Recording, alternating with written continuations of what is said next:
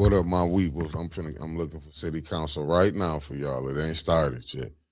It's cold as Satan up here. I tell you that much, peoples. Let me get this together. Hold on one second. Let me get the sharing family, and I'll make sure I got everything connected. Audio check. Okay, okay, okay. Let me get the. Oh yeah, it's cold up here. It's you see, I had to break out the noise. It's cold. What it do, family? Let me get my share game on. What it do, family? I know I'm over here. I'm waiting on this thing to start in 6 minutes. I got it. Uh-oh. We might got action, family. We got action. Got action.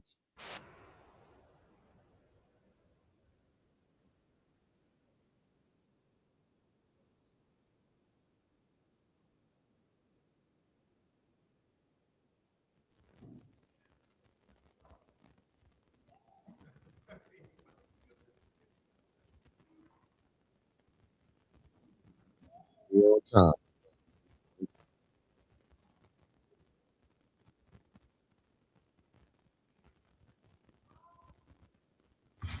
Get my share game on, people. Let me get my share game.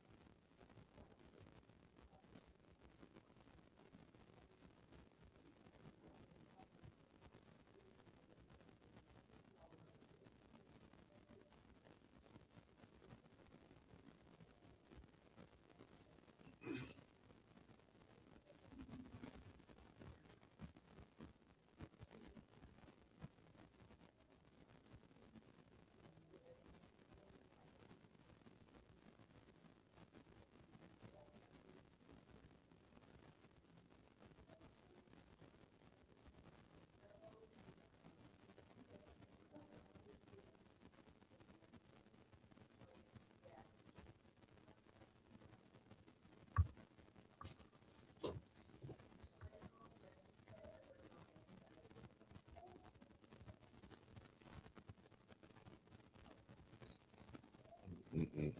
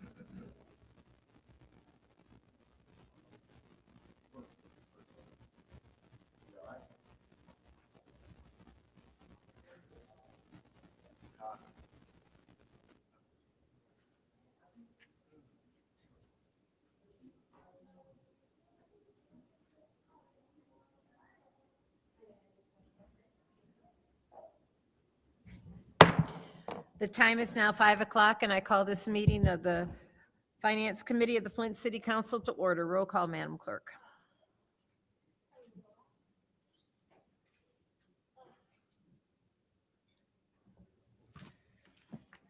Mr. Alamin is not in.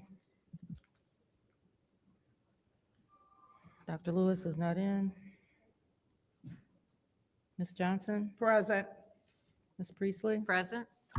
Ms. Winfrey Carter is not in. Ms. Burns is not in. Ms. Mashat? Present. Mr. Pfeiffer is not in. Mr. Jarrett is not in. You have 3 members present. We have 3 members present. We'll go into hold while we wait for a quorum.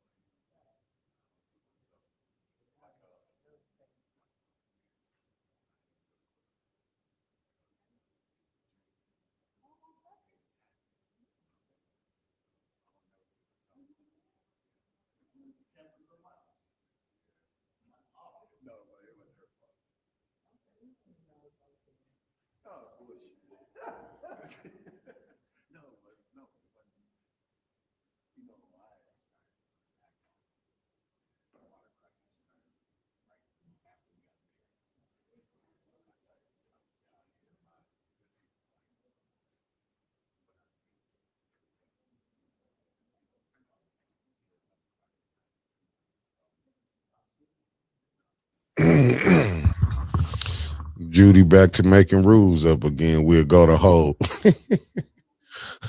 Who's attorney today? I don't see girl. He said, hey, Marcia, we're going to hold. Where's that in Robert Rules of Order? Newly revised. She should have just waited till the gavel to start. And once again, didn't but I guess it's in their rule book, right? I thought the president of the NA board said that just messed the meeting up right there. But I guess it is in their new rule book. They can do something. Well, what's up, Javier Ellis? Let me say good evening, everybody that's in this building. And as I forgot, Marcia Tarbert is in the building. Y'all hit that like button as y'all coming in. Pastor Nicholas J. Gaddis, good evening. Hassan Pinchback, how you doing? Kawana Mack in the building. Michelle Smith and her husband, but we call Michelle Ann, you heard? Yes, we got the lovely Avis Hopkins, Tasha Lynn in the building, Sir Gregory in the building. I wish we did have sunshine. It's cold right now on a sunny day. What else we got then tapped in? We got the lovely Mary Davis. Hey, let's get the band together then. Wanda Smith in the building. How you doing, beloved? The lovely Carolyn Hendricks in the building. And I wouldn't let you go nowhere anyway. I ain't going nowhere coming in from Philly, you heard? They about to run me out of Flint, I can tell you that. The lovely Sharon is in the building. How you beautiful queens doing in the Kingston and tapped in? The dreamer, what it do? The lovely Tina Smith, how you doing? KD, you heard what KD said. Good afternoon, everyone. Please like, share. You know, on your way in, you heard what it do, KD. As you know, she's part of the firm. What's up, Javier Ellis? He said, good. Okay. Oh, my goodness, brother. Never think you alone. Never think you alone.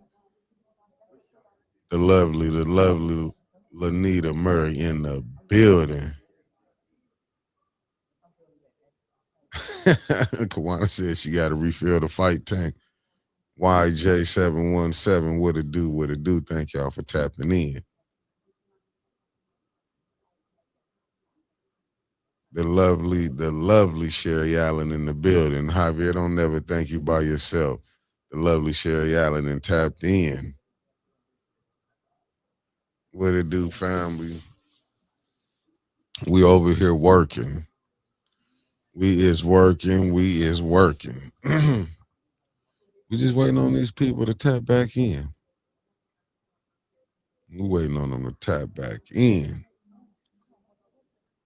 Sweetheart Shell, how you doing, beloved? Thank you for tapping in. I don't know which way this council gonna go.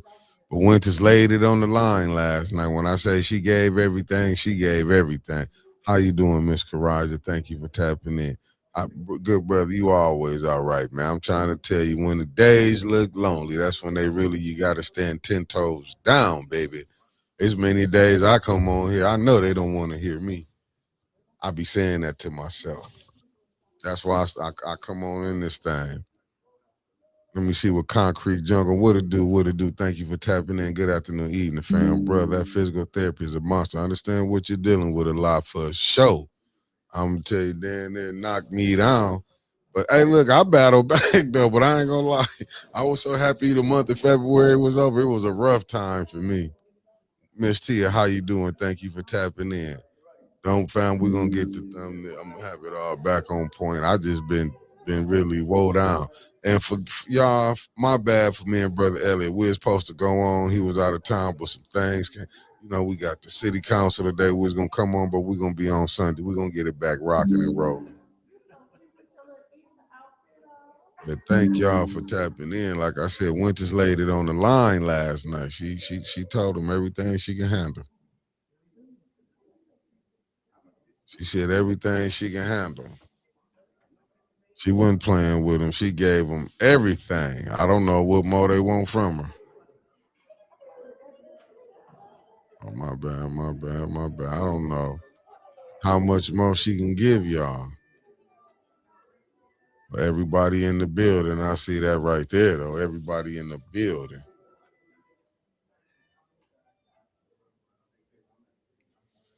Yeah, but he had called me. I was like, brother, we got city council today.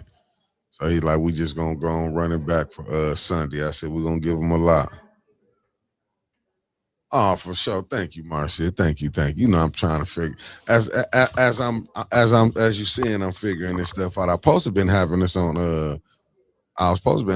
on X. I just been playing around. I'm gonna go. It's already on here. I just ain't linked it up. Hey, look, listen, LaShawn coming here. Listen, it's election season. I hope the people paying attention. Make them earn your vote. Quit giving a vote away. You see what happened?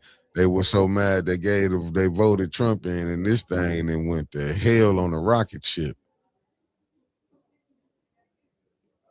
They didn't went to hell. I'm watching different things. It's all terrible.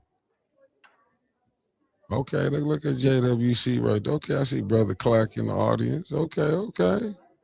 I saw Art. Okay, I'm seeing everybody coming on there. Look, who is that? Is that? Okay. Who is that right there? Is that Tanya coming in? That ain't no shit. That's how Tanya come on. Okay, Tanya. Look at Tanya came on. Hey, Miss Tia, we're gonna figure something out. We're gonna figure it out. We're gonna figure something out. We're gonna figure it out. I'm trying to tell you, I'm gonna get some stuff. I'm gonna put it down. I'm gonna try to have us on all them different places and spaces. Look, Tanya came in like, when Diana Ross came in, what was that, Lady Sing the Blues? No, was that not when Lady Sing the Blues? What was that, Mahogany? When she came in, her and Billy D, she came in and shouted. That's how Tanya dressed like she come to go to war today. I guess look at Candace up there doing all that smiling. I wonder if she gonna still be smiling after this council start. Okay, now we got enough people there. Now let's let this show go, baby. Let's get it on the road, baby. Mahogany, you better believe it. Marcia, we right there. You know I'm going with it. She not playing around. She coming in for nothing but business.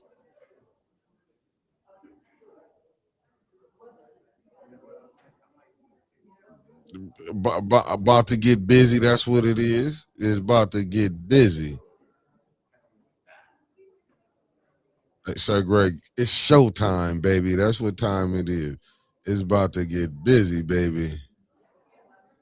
Tanya came all up in there presidential and shit. She finna just go right to it, get busy. Mm-hmm. Y'all see the mayor had his press conference this day. I, I was looking at it. He said, "Fix the damn roads."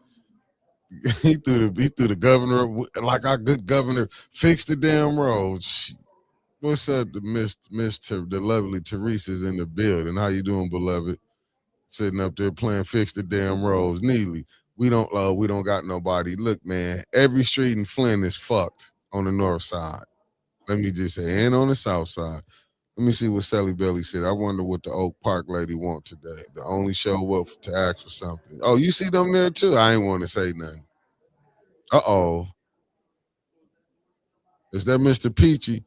Mama Quill in the building. How you doing, beloved? Good brother Marcus Fielder is in the building coming from Fairfield, California. About to go into training in 20 minutes. Be back with y'all in a couple hours. We gonna still be here, good brother. Believe that. This thing ain't going nowhere. Hey, wig, mahogany. When it was Diana Ross and Billy D. Tanya came in, I keep telling y'all, hey, you might be on something, Gregory. The Tanya looking like the next mayor of Flint. When she dressing to the part, she got that Gucci purse up there, that pink Gucci purse. Tanya, she ain't playing around. Candace came in there dressing like the help. Unbelievable. How you doing, the lovely Terry Nixon? Thank you for tapping in, beloved. And they started gaining more weight, though. I can tell you that black don't make you look small, beloved. But ain't nothing wrong with that. I like a little woman with a little meat on the bones. Ain't nothing wrong with that. Tina, they sure gotta dodge every one of them potholes, sinkholes, and not. You ain't lying. You ain't lying. I don't want nobody to think I'm judging nothing. I'm just saying. Yeah, she's yes. Candace, she came in dressing like the hell. Hey, wig, you know it's about to. I don't know. The mayor probably told him, "Don't y'all start that meeting." Yeah, they got five. If all council members could let me please back take out. their seats so that we can continue with our meeting.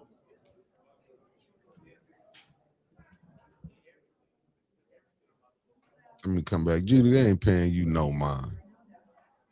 Judy acting like they give a damn what she talking about.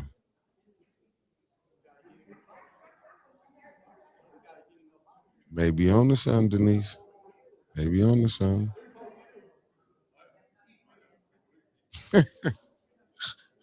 So, right. I'm sitting there. They ain't paying, Judy ain't paying nothing that you saying. Yeah, it's Judy sitting up there like she just, they ain't hearing you, Judas. They like, okay, LaShawn. Oh, Leon in there. We got, okay, 1, 2, 3, 4. Okay, we about to get this thing started. As soon as they start, family, I'm finna come on off. IL in the building. Let's get this show on the road. I keep playing around with it. Look at Davina up there probably saying, Judy, I don't know if we're going to be able to pull you through. Everybody's waking up. Look at LaShawn. She's scared to get in that seat like the mayor told her, don't you sit down yet. You wait till our numbers are strong. So the JWC ain't thinking, oh, she got up there though, baby. She got up there. I want to know how hard is that lector. Be quiet, Mickey. Be quiet. I'm just saying, okay. Come on, Judy. Come on, Judy.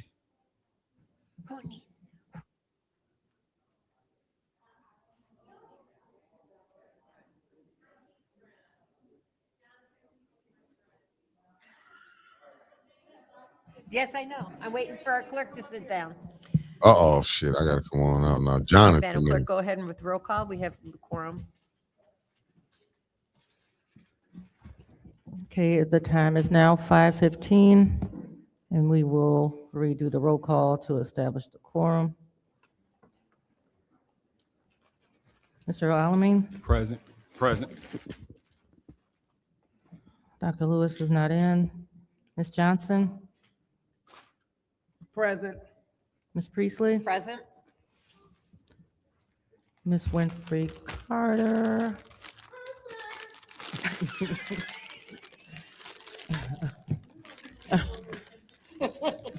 Ms. Burns?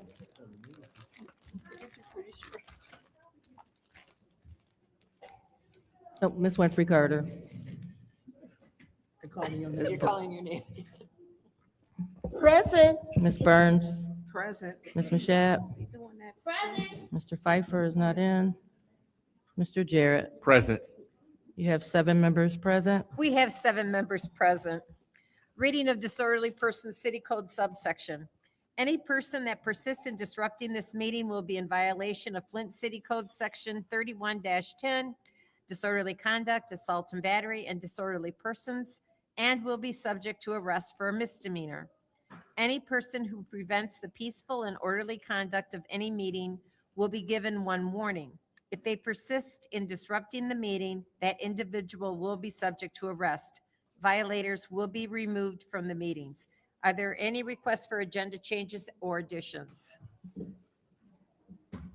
Any requests? Madam Chair, Yes, I do have an add-on resolution. okay. It's being distributed to you right now.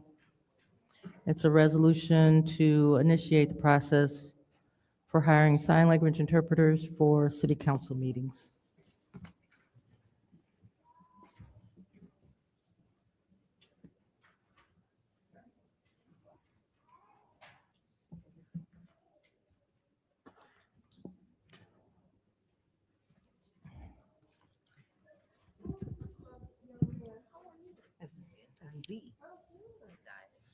I call it. Thank you.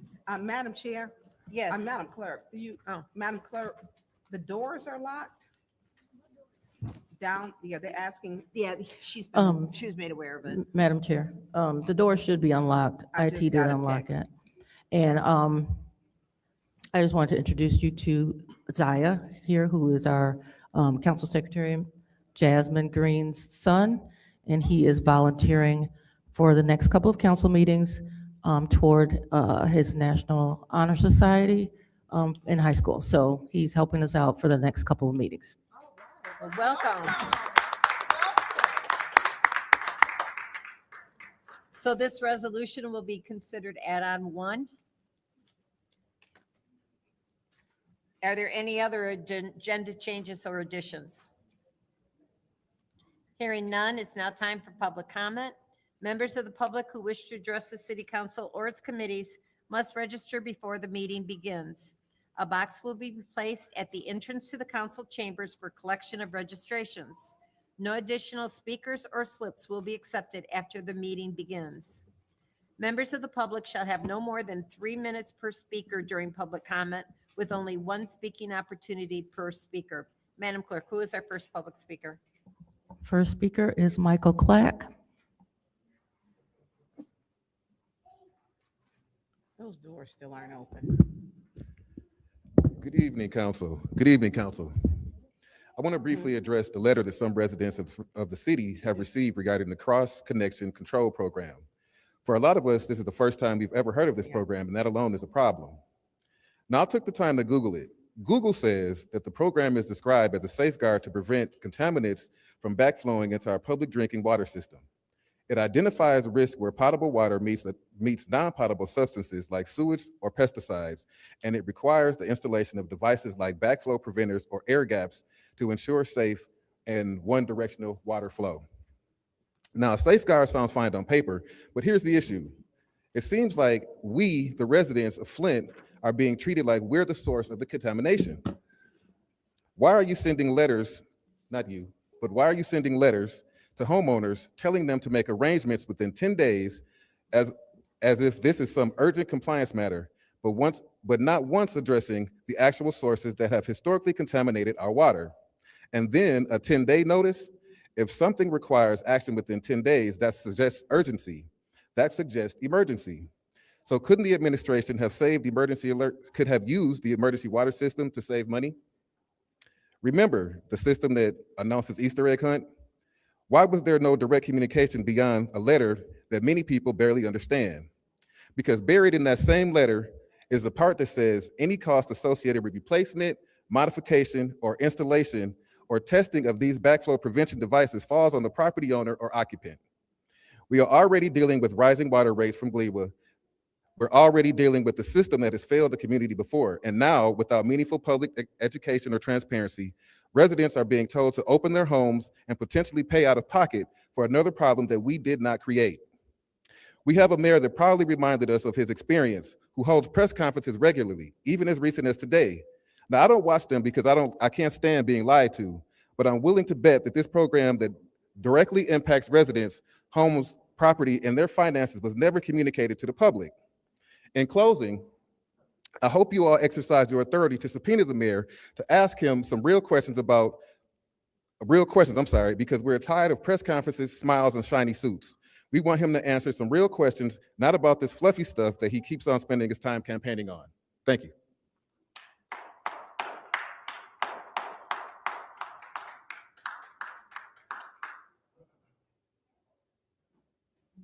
The next speaker is John McFadden.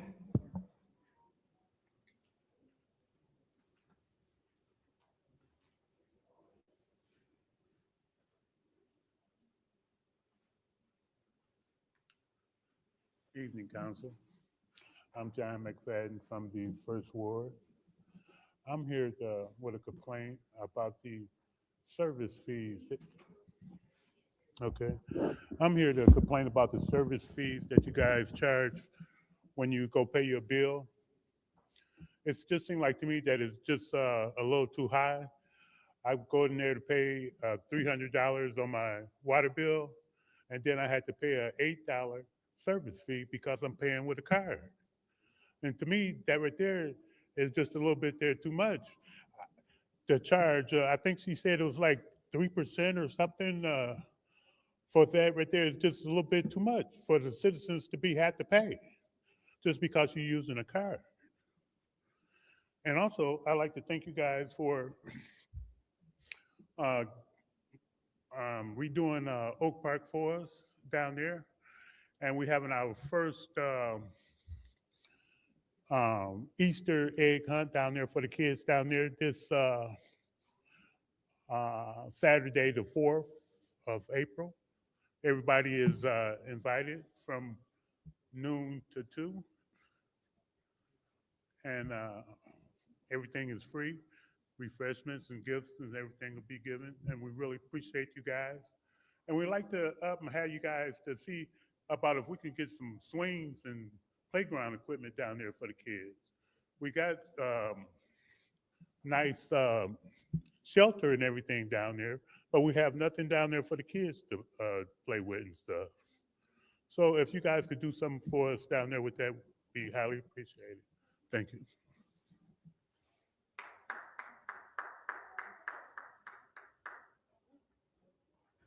The next speaker is R.L. Mitchell.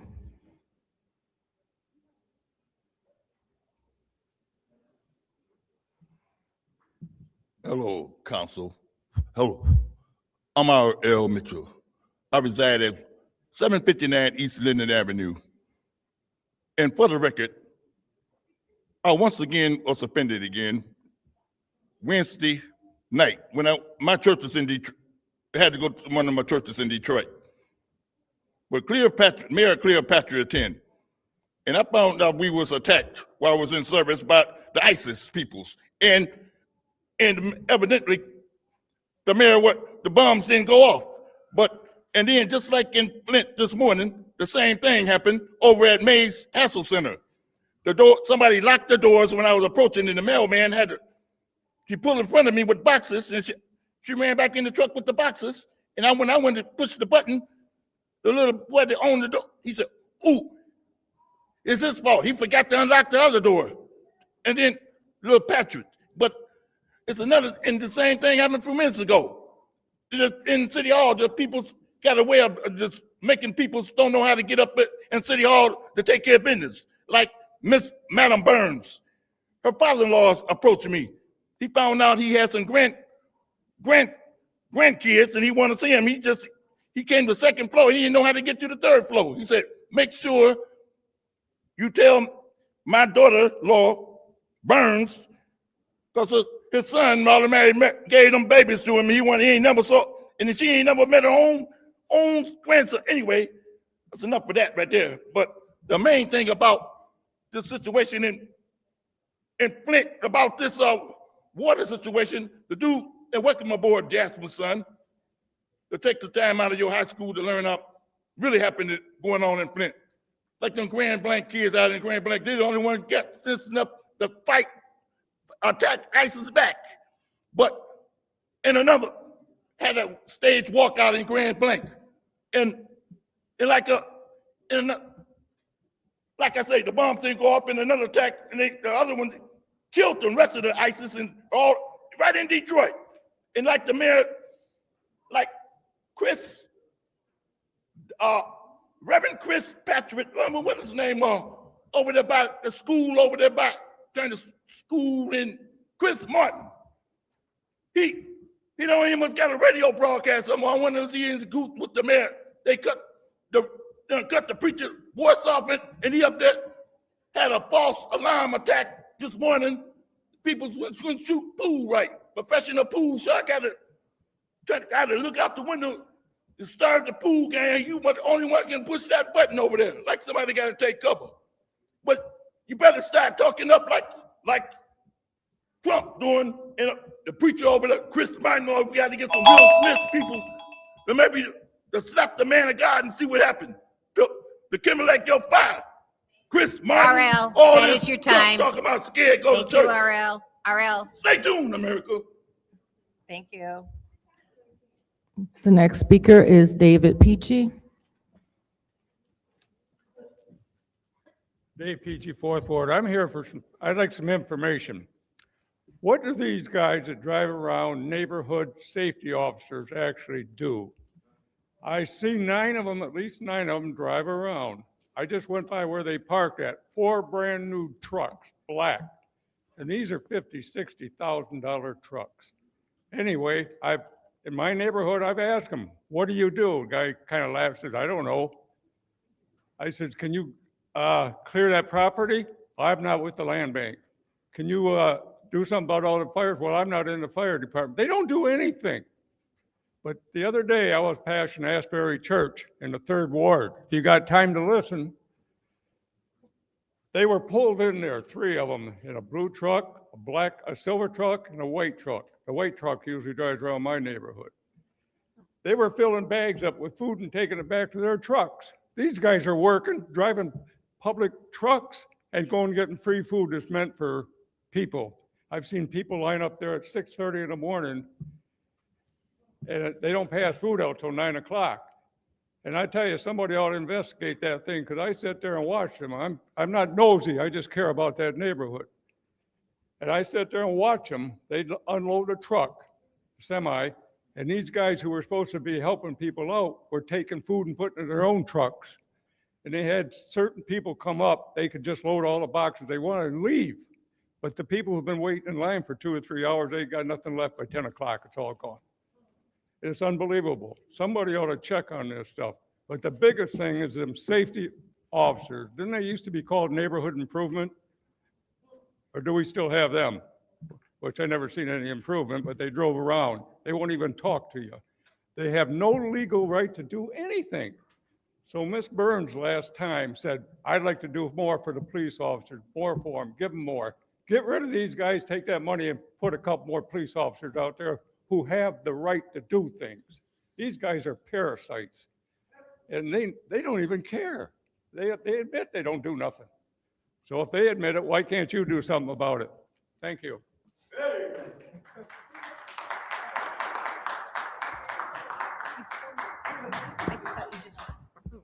The next speaker is Darrell Brown.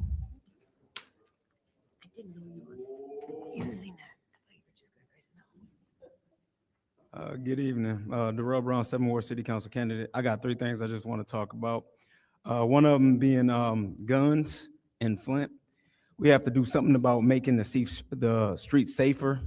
Number 1 of my 3-point plan is definitely safer streets.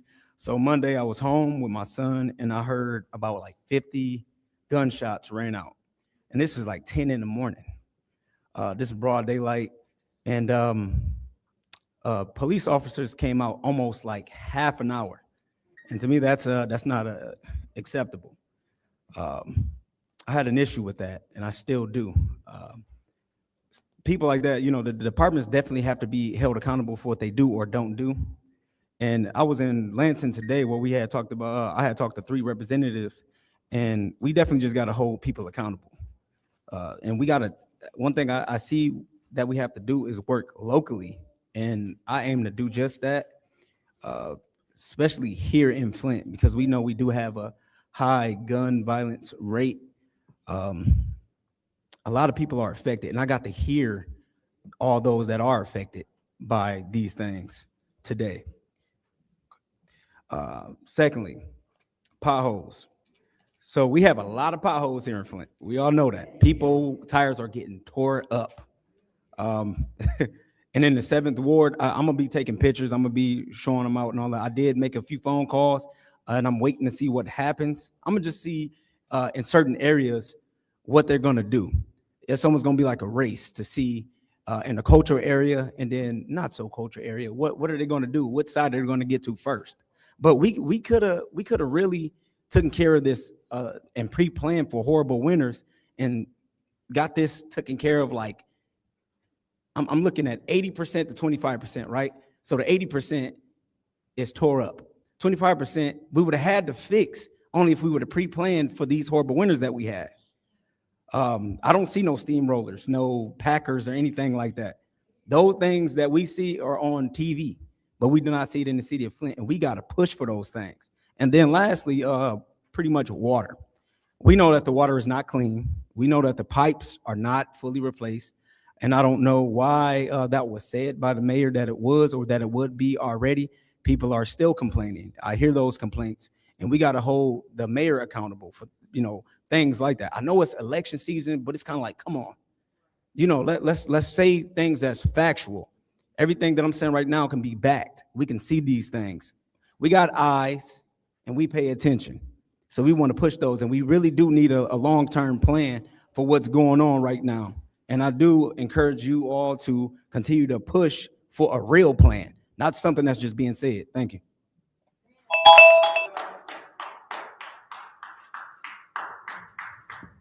The next speaker is Arthur Woodson.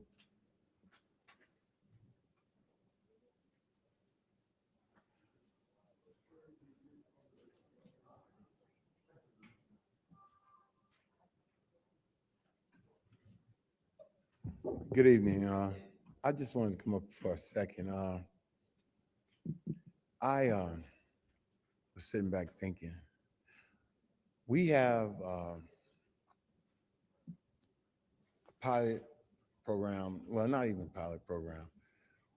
We did a health fair back in February.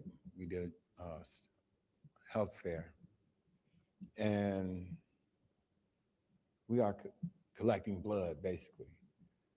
Flint has a serious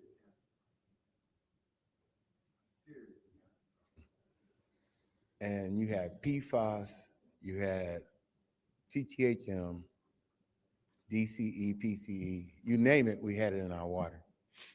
When you hear people speak about Flint water crisis, all you hear about is lead.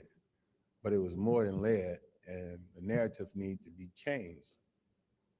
When you take this test or sample, it can detect if you have cancer 5 years out before it even become asymptomatic. So you have a fighting chance on defeating the cancer before it even starts. The information I will be putting out, we have to utilize this. We have to get things in place for the next generations to come. I don't want my grandma, my grandson, my granddaughter, anybody else having to stand out here in the middle of the city of Flint and protest for something that we could have fixed right now. That's the problem. We still protesting from 1968, saying we should overcome when we should have been overcame already. It's really crucial for us to do what needs to be done right now. And saying all this, Candace, I'm a work in progress. Politically, I take my stand. But when I speak personally, I'm wrong. Like with Councilman Mays, I said some things to him that I had to apologize for because it was personal and not political. And I said something to you that was personal, that I'm apologizing to you in public because I said it in public. So this is something that I said to you a while ago, but I didn't say it public. But I'm saying it to you publicly. Sorry for what I said. Thank you, Mr. Woodson. Next speaker, please. The final speaker for this meeting is Beverly Biggs Levy.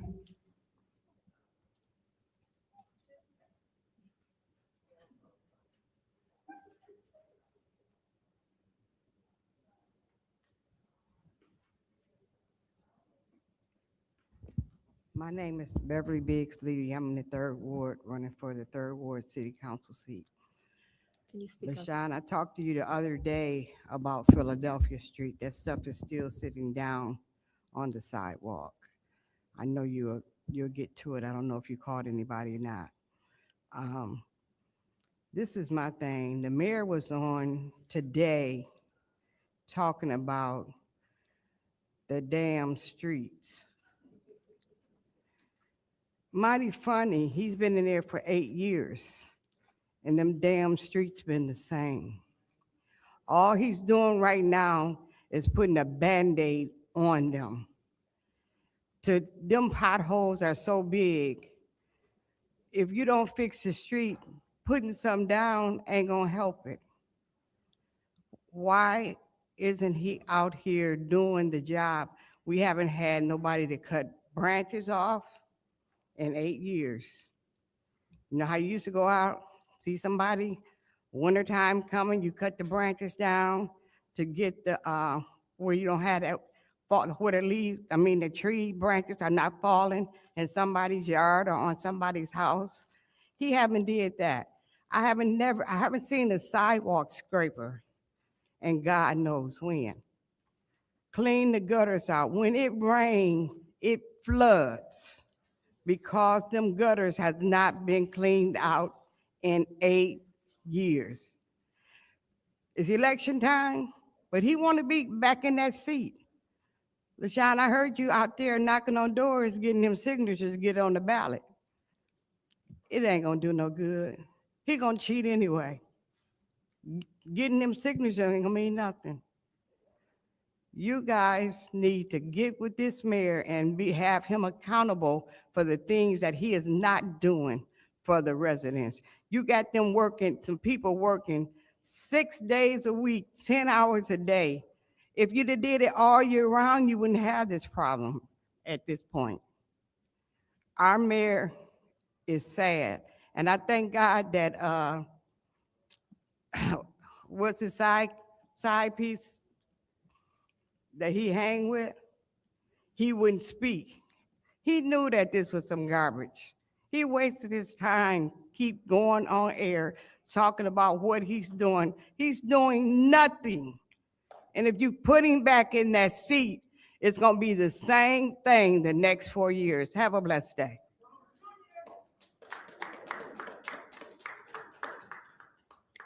Madam Clerk, you said that was the last speaker? That's correct. Thank you. It is now time for council response.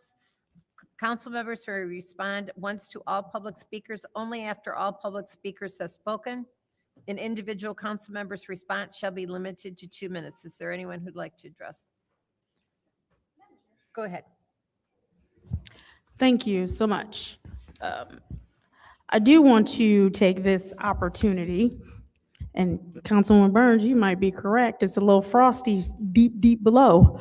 But I do want to take this opportunity. Mr. Woodson, I accept your apology. Thank you. And I appreciate the fact that, as you said what you said publicly, you offer the apology publicly. So thank you very much. I yield. Thank you. Anyone else? Madam Chair. Go ahead, Councilwoman in the 6th ward. I want to address the potholes, and it's not just potholes, it's the streets, period. And you cannot even say one side of town, because I literally, when I call in the potholes, the first thing I say is a joke that it's entire Flint, because it is. And I don't care where you go, you're going to have problems, and we knew our streets would be bad, and part of it is planning. Why didn't they plan to make sure the streets were fixed? Every street was cut because we had to repair the service lines, and we had started working on infrastructure. We know that our streets are terrible, and the cold patch, if it snows heavy and ice and it freezes, the cold patch that's in it's going to come back up because it's cold patch and it is temporary. And we have to quit allowing for temporary fixes. It is not just for, I'm going to say, this level of government, but we need help at the state level. Flint didn't poison itself. We know that every street in Flint has got to cut out, and the streets were heavy equipment on them, which they were not made for heavy equipment. We know that our streets suffered a lot of damage, and no one is thinking about Flint. They're saying they have Flint fatigue. So we need to take it up higher to Lansing, our senators, our state representatives, our Congress people, those people who we don't see in these chambers, but they represent us. We need to make sure they get money from up there to bring it down here, because all we do is allocate it. We allocate it, but we need them to do their job. When we have representatives who miss 160 days and you have representatives who get a D in attendance, that's inexcusable. You're not representing the people. You shouldn't be in that job, period. So as long as this city continues to stay divided, we're going to have problems. And it has to start coming together, because we are better together. But the division is intentional, and it comes from the mayor's office. That's intentional and it's divisive. Every single press conference he gives.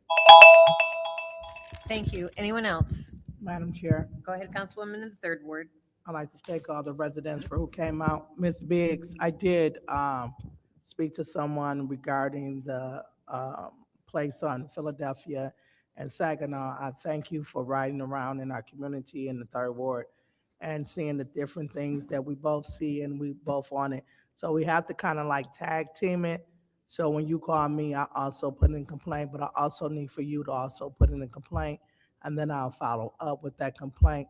So I did contact somebody. So hopefully we should get a resolution or get something resolved.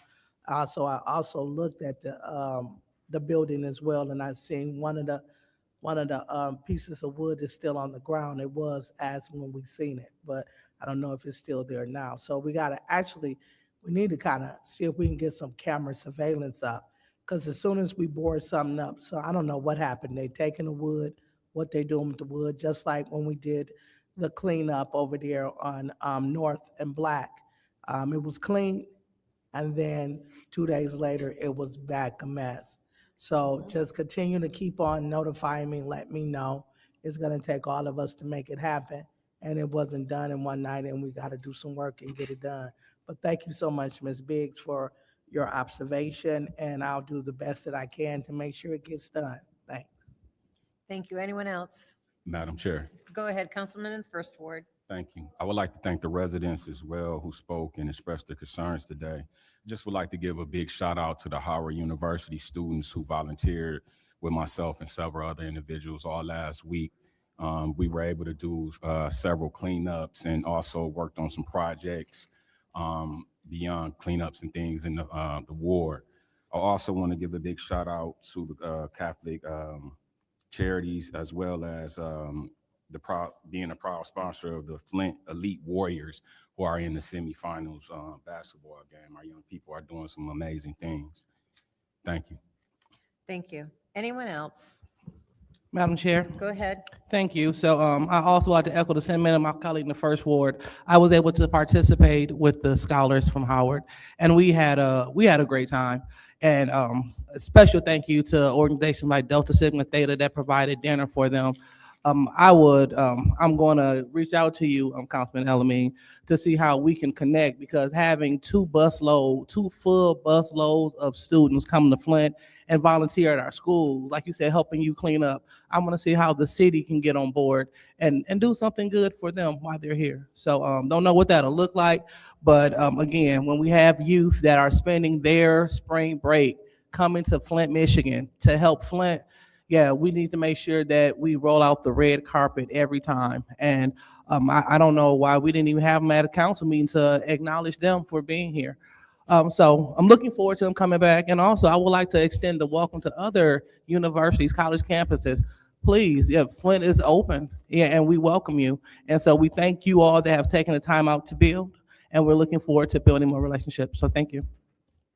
Thank you. Anyone else? Seeing none, I'll take my time. I'm going to address some of the concerns that the residents brought up. Mr. McFadden, you asked about the service fee on the credit cards. Like many other companies and businesses around the city, you're seeing a service fee for use of credit cards. The fee that we are passing along is what we pay to process a credit card.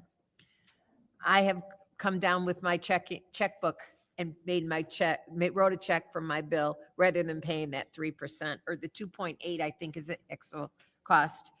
But it's a convenience fee to use that. And it is exactly what the city is charged. So we're not making any money on that. Also, regarding the NSOs, they do drive around and issue blight tickets. They've recovered stolen vehicles. They have tagged multiple vehicles in your side of town, in your part of the ward, that are abandoned, and they've had those towed. And they help keep that under control. They can't do anything with land bank property right now. I hope that right on the opposite corner from you, on the west side of your property, there's 2 trailers. One's, I was told, is people are living in, and I have asked that that be taken care of, and that's something that he would do. So that's what they do. And yes, they do drive around in new vehicles, but their vehicles were quite old when we replaced them, but those vehicles are, I think, 2 years old now. So they're not brand new, and they are driven every day all around the ward and all around the city. And that is my time. I will now entertain a motion on the consent agenda. Madam Yes. There's a motion by the councilwoman in the 7th ward to approve the consent agenda, seconded by the councilman in the 1st. Is there any separations? Just a second, let me grab my agenda. Okay, go ahead. We may also go ahead and separate. It's only a few things, the whole agenda. All right, everything is separated.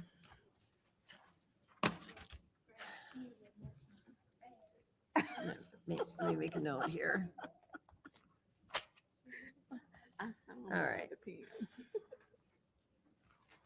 there was I got a whole box of them. All right, so our first separation is 260085, a grant acceptance, additional funds, Flint Township Multi-Jurisdictional Edward Byrne Memorial Madam Justice Assistance Chair. Grant, Flint Police Department. Sorry, Madam Chair. Yes, go ahead. I would like to make a motion that we send 260085 to council. It's been moved by the councilwoman in the 7th ward, supported by the councilman in the 1st ward to send 260085 to council. Is there any discussion? Madam Chair. Go ahead. Is there anyone here who can speak to this grant, what we're using it, what it has been used for?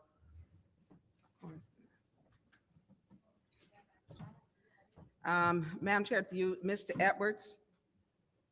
Looks like that falls on you. That's job number 2,742. Mr. Edwards, if you could please approach the lectern.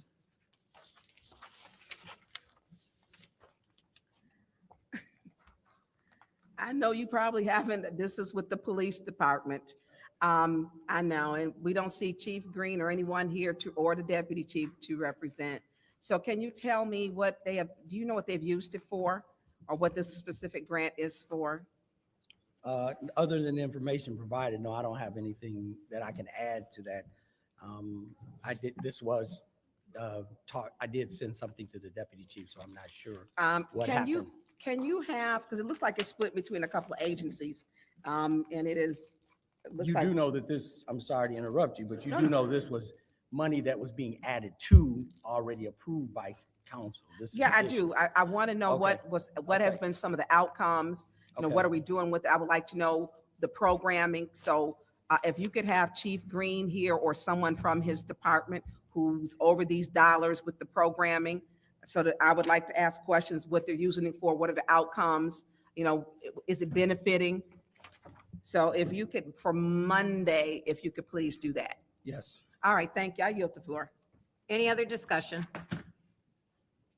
Any other discussion? Any other discussion?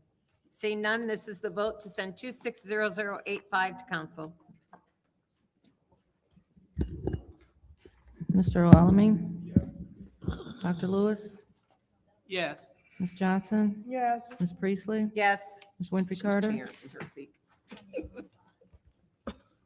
Oh, yes. Ms. Burns? Yes. Ms. Mashat? Yes. Mr. Pfeiffer is not in. Mr. Jarrett? Yes. Vote is 8 yes, 0 no. The vote is 7 yes, 0 no. That would be Madam sent- Chair, Yes. the vote is 8 yes, 0 no. Oh, 8 yes, I'm sorry.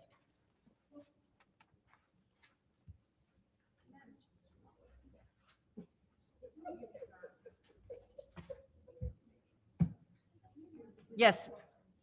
Councilman in the 7th ward.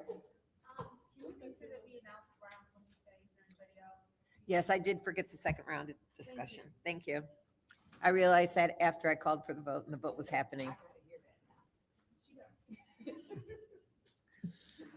All right, the next resolution is just 260086, contract for Delta Concrete and Industrial Contracting, Water Pollution Control, decant tanks improvement. Madam Chair, Go ahead. I'd like to make a motion to send 260086 to council. There's a motion on the floor by the councilwoman in the 7th ward, supported by the councilman in the 1st ward, to send 260086 to council. Is there any discussion? Madam Chair. Through you to Jeanette, I believe this would be Ms. Jeanette Best, if I'm correct. And it's actually, yeah. And I don't know, Miss Jeanette Best, if you can just tell us, Miss Best, will you please approach the lectern, please? if you could, please tell us, what this is for. And then also, I did send an email in regards to this dual sewer system. I had some questions. I talked to Eric Pocan, but I had some more questions. If you could send me like when that start date for that project. I know you're just till you get to lecture, I'm gonna get this one. So if you could please answer that one, when that dual sewer, the old 100 line and 50 line start date and so on. Could you tell us what this is for, please? This is for, excuse me. This is for our digestate storage, which is the biosolids that we digest. And after they're treated, we have to have a storage tank for them. Right now, we only have one storage tank, which doesn't allow us to take it out of service for any kind of maintenance. And we had two tanks that were not used anymore. They were in part of the plant from an old process. So we're converting them to digestate storage tanks, which will give us more storage for treated biosolids. And then we'll be able to take the other tank out of service and do maintenance on it. Okay, so this is for the solids, our waste. Right. Okay. And so will this prevent, will this help to prevent where we have like some of the partially treated sewage? Will it help to do that? To where we don't have a release into the Flint River, or this doesn't have anything to do with that? Doesn't have anything to do with that. Okay. It has to Is do this with when we sell the sewage? Because I know, we don't don't we sell it. sell sewage to biofuels? No, we don't. We don't. I thought we were doing that. No, we, Solid waste? after we dewater it, we digest it, it goes in the storage tank. From the storage tank, it goes into the dewatering process, which is centrifuges. We dewater it and then we send it to a landfill. But in the digester, it breaks down some of the solids and it produces methane gas, which we use to power engines, which generates electricity that we use on the plant grounds. Can you say that last part? The biosolids go to the digesters, which breaks down. It was also, It won't go any lower. Yeah. The digesters break down the solids and reduce the volume.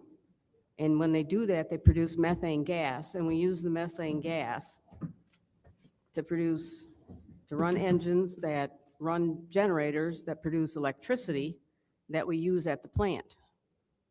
Okay, so when it's broken down, so that's that big flame that's out there. Right. Okay, because you can't miss it. That's the extra gas we're making. And That's the extra. And we've got plans for that in the future. So we take and break down our own solid and use it to run machinery on our own plant. Right. Okay, I'm getting educated, and I appreciate that.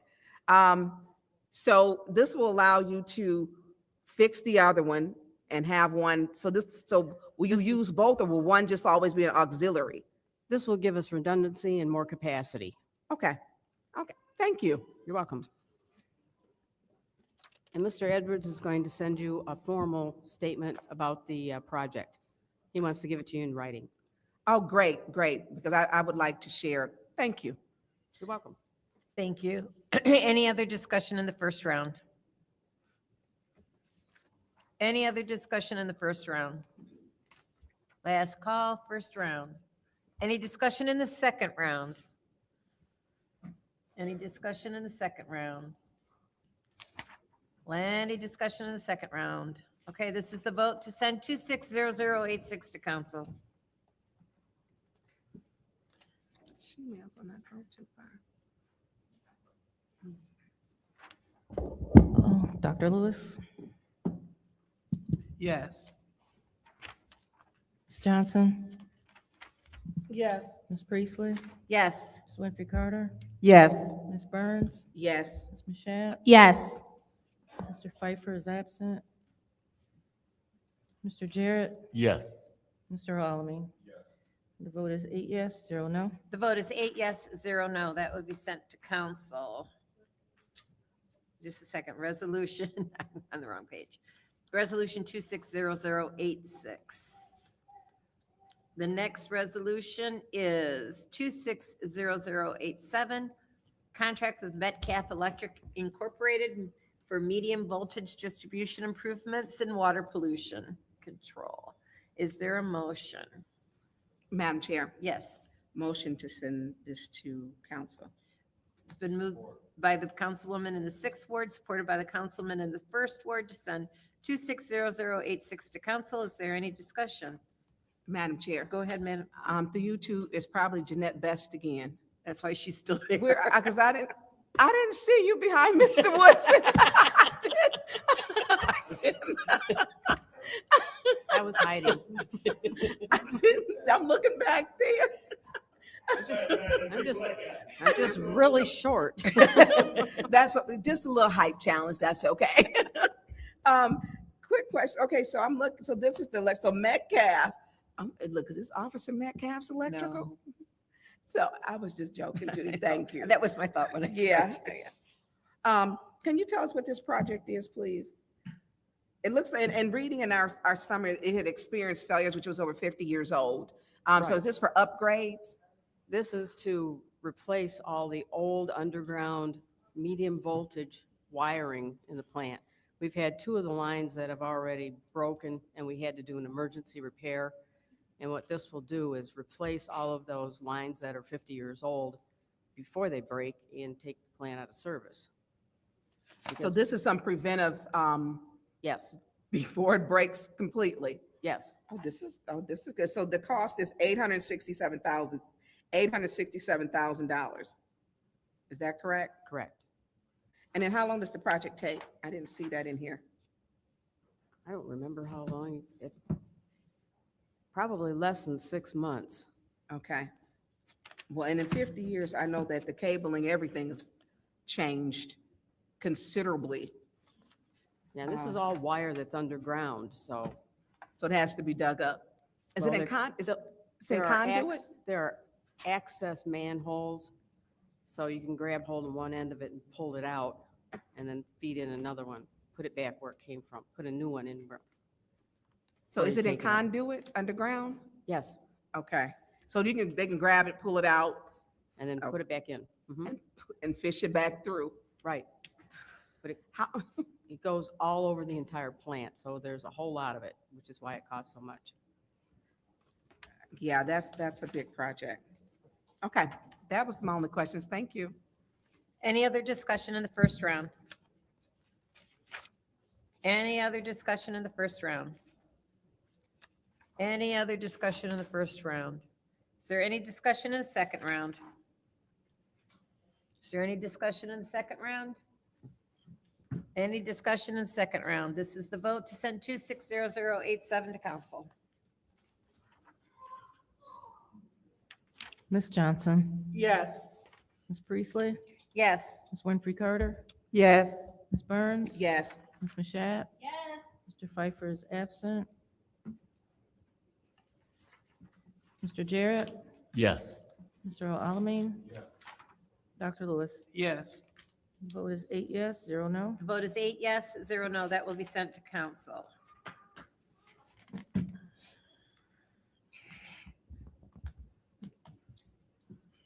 All right, our next resolution is 260089, acceptance Genesee County Senior Millage Funding for Eric May Senior and Community Service Center and amend the fiscal year 2026 Madam budget. Chair, Yes, go ahead. I'd like to make a motion to send resolution 260089 to council. Support.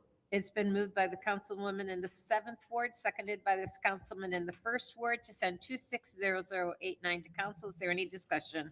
Madam Chair. Go ahead, Ms. Burns. To you, to Mrs. Wiggins. I believe she runs the main. Ms. center. Wiggins? He's so little. They need to let him run.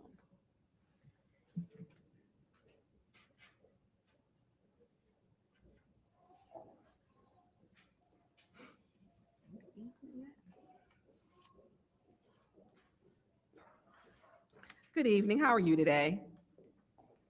Doing great, doing well, Good. doing well. Good. Congratulations on the funding for the Mays Center Thank you. from the county senior millage. Just had a couple questions. What will it be used for? Is it for salaries, programming? It's going to be used for supplies, professional services, copying services, utilities, education and training, and equipment. So can you tell us like some of the things in the programming that you have now? Because you got quite a few things going on over there. Oh yeah, we're quite excited over there. We just received a program partnershiping with mental health, Genesee County Mental Health. That we have a therapist to come in once a week for the seniors, as well as we have classes like quilting classes, sewing class, computer classes, health classes, and art and craft and classes, and that's what I can think of right now, top of my head. You know, quilting used to be really popular for Quilting, seniors. we're starting quilting, Yeah. yes, yes.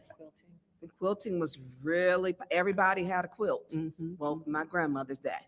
And Yeah. I still have a quilt from my great grandmother. Well, one thing about quilting is that not only is it something, a legacy that seniors can use for their children and grandchildren, it can turn into a small business. So that's one of the good things about a quilting class that we have here at Mays Center that we're starting. That's a good thing. Approximately how many seniors do you serve through there per month? We serve about, unduplicated, we serve maybe about 250 right now per month. That's good. Mhm, mhm. That's good. It seems like our seniors are taking advantage of all the senior centers, which is good for different programming, to stay busy and for socialization. It would be nice if we had, I think, Judy, you need a senior center on your side. Yep. been trying to Your work on side it. needs to have one so that they don't have to drive all the way to the northwest side, or be the west side and then the north side.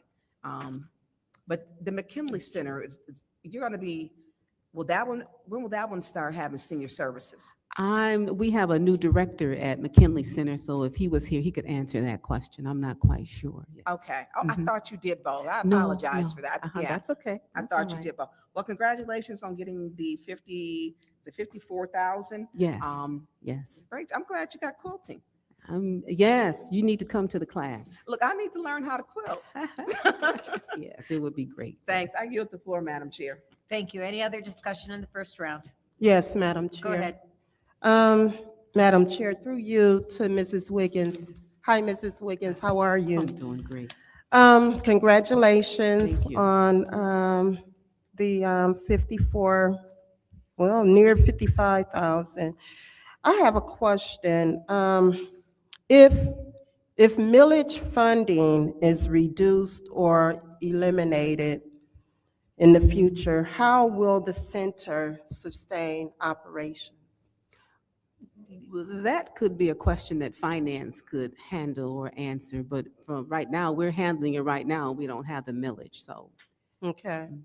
And you hadn't, I mean, as the director too, you need to think about that too. Yes. Yeah, yes, you yes. need to think about that because these monies, I mean, it's good that you got this. Yes, Yeah. yes, yes. But we gotta always, even, with any grant money or millage money, you gotta always think about Yes. how you're gonna be able to sustain.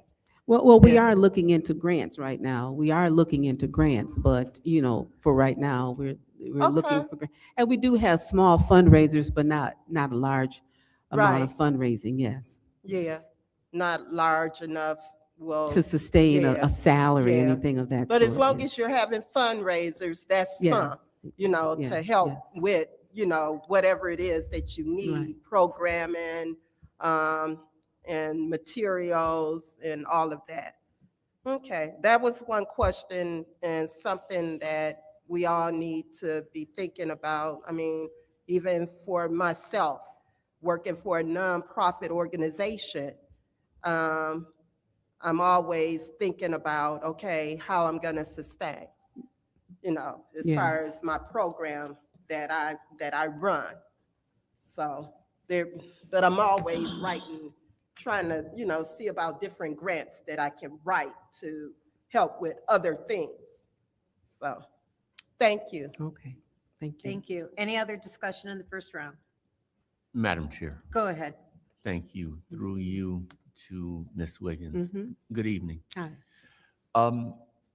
Well, you all have been in operation now about how long? at the center? Almost a year. Almost a year. Yes. Do you happen to know in that year what the operating expenditures have been, the cost have been? No, I don't. You don't? Okay. No. Do you have a feel, and if not, I do see that Mr. Moore is back in the back, so maybe this might have to be a question for him.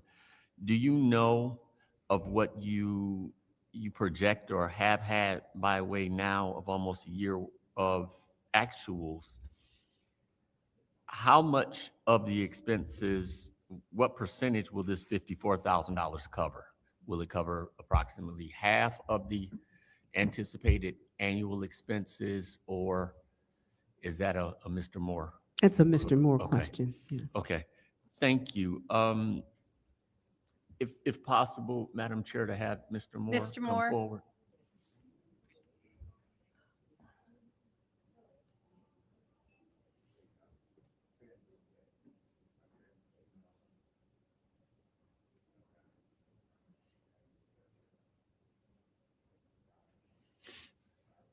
Good evening, Mr. Moore.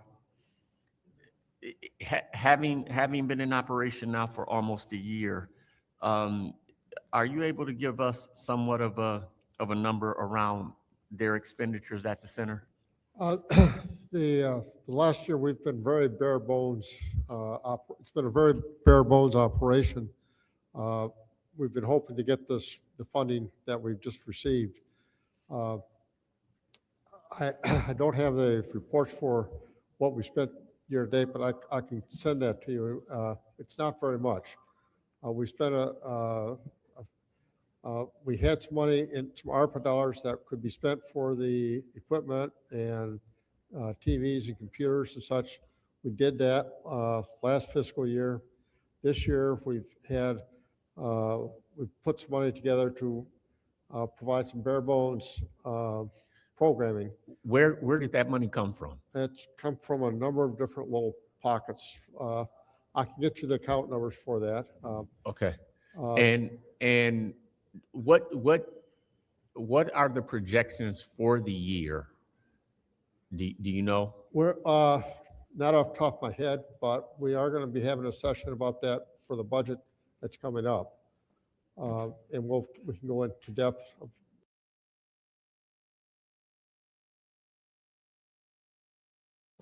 when we had the budget hearing. Do you have a feel as to, for the funds that are being presented tonight, for the grant awards that we received, approximately what percentage of the expenditures does that cover? That will cover a large part of the non-personnel costs. But I'm trying to understand what the total cost. The total cost, no, I'll have that. I can get that for you by Monday, or I can get it for the And then budget to hearing. understand how the total cost will be covered. Okay, If the way we've funded it, we've taken from a number of different areas. For example, we used some ARPA dollars for the personnel, and we've taken some money out of the Parks and Rec Fund and a few dollars out of the general fund. So Request for information. What's your request? He said he used ARPA dollars, and did we approve them? yes, yes to both questions there. Thank you. Go ahead.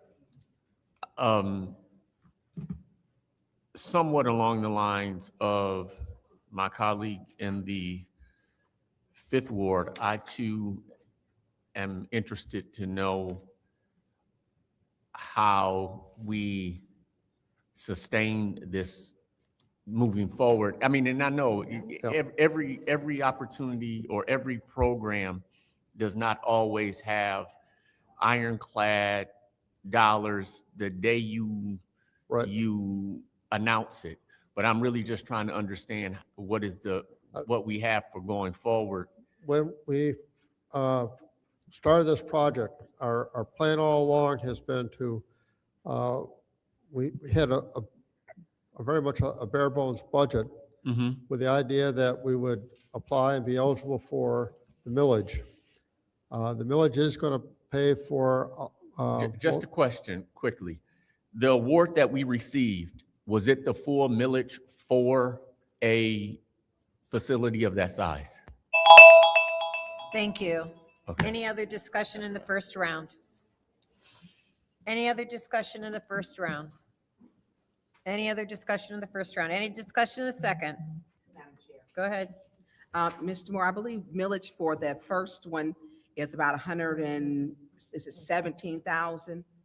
So we did not, so it looks like it was through to Councilman Jarrett, that it was about half for that size. It's a tier 1 and a tier 1 and a tier 2. Mr. Moore. Mr. Moore. The normal budget would normally have been around $130,000, but they prorated it for their fiscal year. So we didn't get the full allocation because it's been prorated for when we received it. So then, Councilman Jarrett, that should answer. So there was a prorated amount. And so you're going to apply, when is the application time again for the funds? I'm not active. No, I think. Okay. RL, please. Okay, so how about this? If we could, Mr. Moore. September is when. September. Right. Request for information. What's your request? Councilwoman in the 6th Ward, is it that in looking at the resolution, January 1 through September 30th, so that's 9 months worth. So that's more than half. And it appears that this 54,000 is not half or more than half of what was allocated otherwise. Through the chair. Would that be fair? Yes.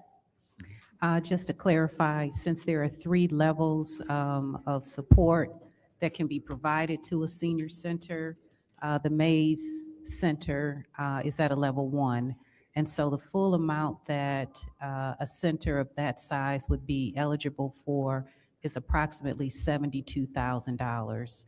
And so when you go to a level 2, based on membership and number of programs that you have, then that increases. And so the maximum is the level 3, where would it be approximately $137,000 for a level 3, and we're at level 1. Okay, so how many, what is the membership at that level 1? You are to have 100 unduplicated monthly. So then we don't have 250 then? Well, that's not just, that's what they based it on for the application at the time. Okay. If she says she has 250, she may be getting that now, That but it at may the have been time raised. that the application When was was. the application submitted? Okay, I'm sorry, as well as not just with the attendance, but you have to have so many educational classes, you Right. have to have so many health classes, you have to have so many social service and programs and services in place as well. Right. My time is, this is what, if we could, and I think this would clear everything up for everybody. If we can get a copy of what the salaries are, who gets salaries, what the salary amounts are, what the programming costs are, what supplies are, because we know that we're not running that on $54,000 at all. And then also, where have these monies come from? You know, what account? Because I don't recall, and it wasn't, I don't recall that coming to ARPA to spend. No, that, most of that, a lot of that was not ARPA. It was- Salaries came from ARPA. Did it come to the council approve for salaries? Because Yes, yes. I don't think we That did. resolution was approved by city council. I'm looking at some folks and it's a no. It was through Parks and Rec. I'm looking. I mean, so if we could get the breakdown for salaries, programming, supplies, and then how we've paid for them. And that's a referral through you, Madam Chair. If you could get that, please, salaries, programming, to break it down. And then all council members could get in that way. That should answer all the questions. I yield the floor. Thank you.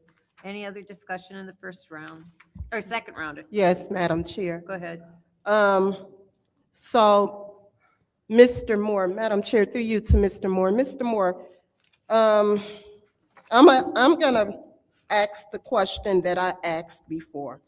If millage funding is reduced or eliminated in the future, how will the center be sustained? That's a good question. We'll have to look at all the costs. We'll have to fit it in with the city's priorities for the budget. My guess is that we'll figure out a way to fund it. We may have to do some things like fundraisers and things to make it operational, but I think we can make it work. So now, Mr. Moore, so you said that the salaries for the center was through opera. That's correct.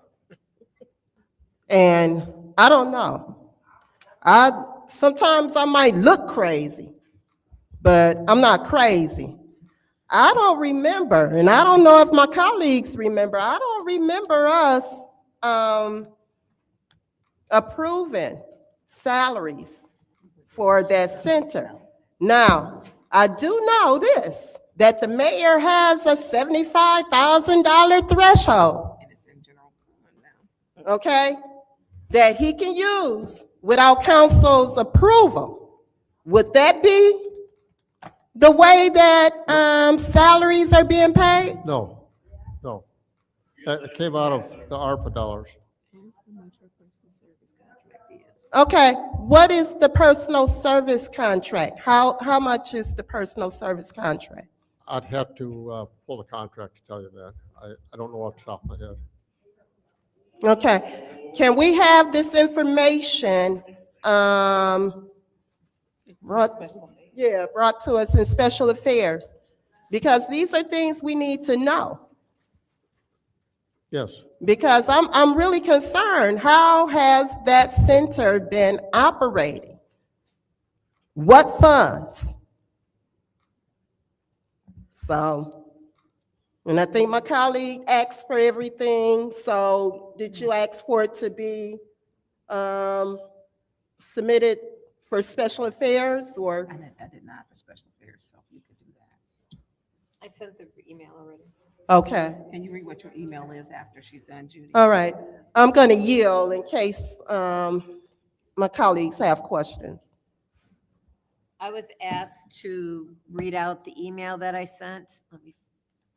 And it was, please provide council with a listing of salaries and expenses for the Mays Senior Center. We would also like a breakdown of funding sources.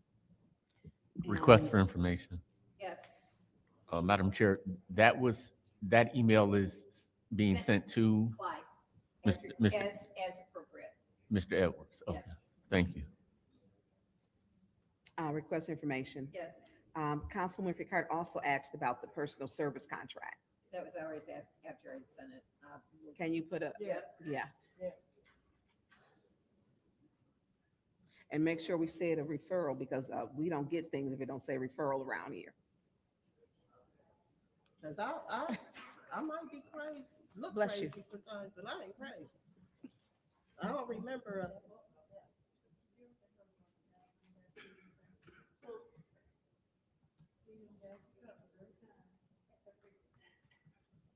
Council would also like the amount of any personal service contracts. Please provide these for special affairs. Yeah. And then we also need Judy too, because they said we paid for our TV, or we paid for equipment out of our, I don't remember approving out of our equipment, TV and other equipment. I don't remember that coming from council. Yeah, so I think he said ARPA, we paid for TV and equipment I don't remember that coming through ARPA. If you could put that in the email too. How much have we spent? Well, I'm sorry, that would be general fund now. That's what it's treated as. That's why I spent $5,000 at they will. That's right.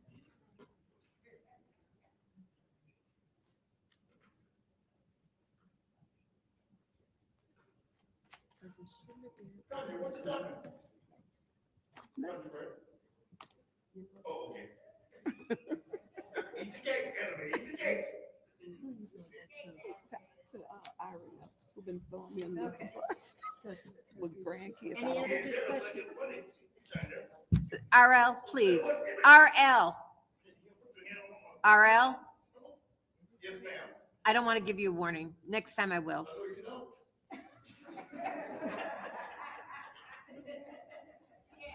Is there any other discussion in the second round? Any other discussion in the second round? Any other discussion in the second round? This is the vote to send 260089 to council.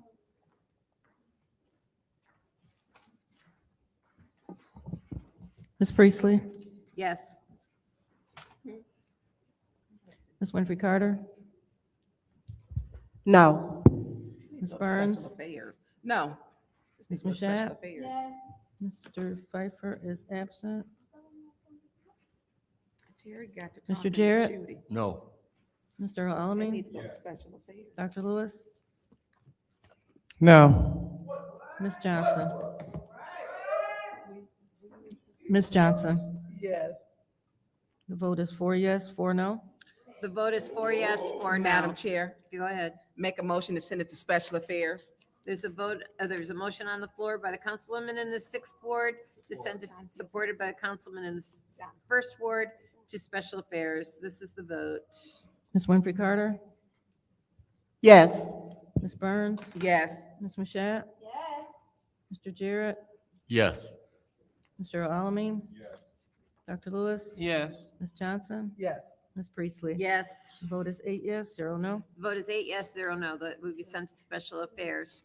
Our next resolution is add-on number 1, resolution to initiate the process for hiring sign language interpreters for city council meetings. I'll entertain a motion. Madam Chair, go ahead. Madam Chair, Go ahead. I'd like to make a motion to send add-on number 1 You know Leon gonna support it. It's a motion on the floor by the councilwoman in the 7th ward, supported by the councilmen in the 1st ward to send the add-on 1 to council. Is there any discussion? Madam Chair. Go ahead. This resolution is so that we can get interpreters here. We see the importance of it because even the mayor has them at his and meetings. So this is I believe we need to fill in the blanks. It is something that we should have. I don't believe that our population who are hearing impaired should have to schedule to come to a meeting.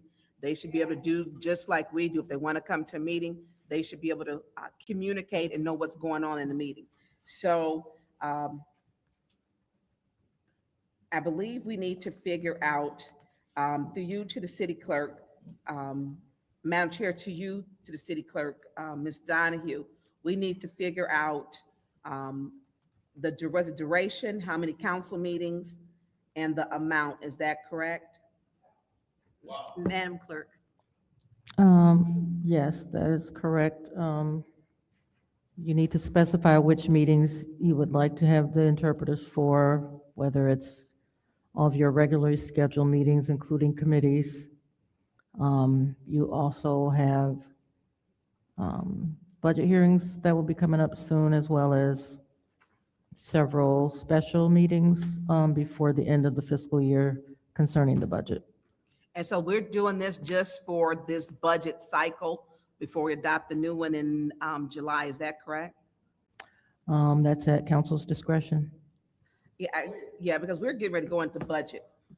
And I think you had some things, then we can take a relook at it for budget.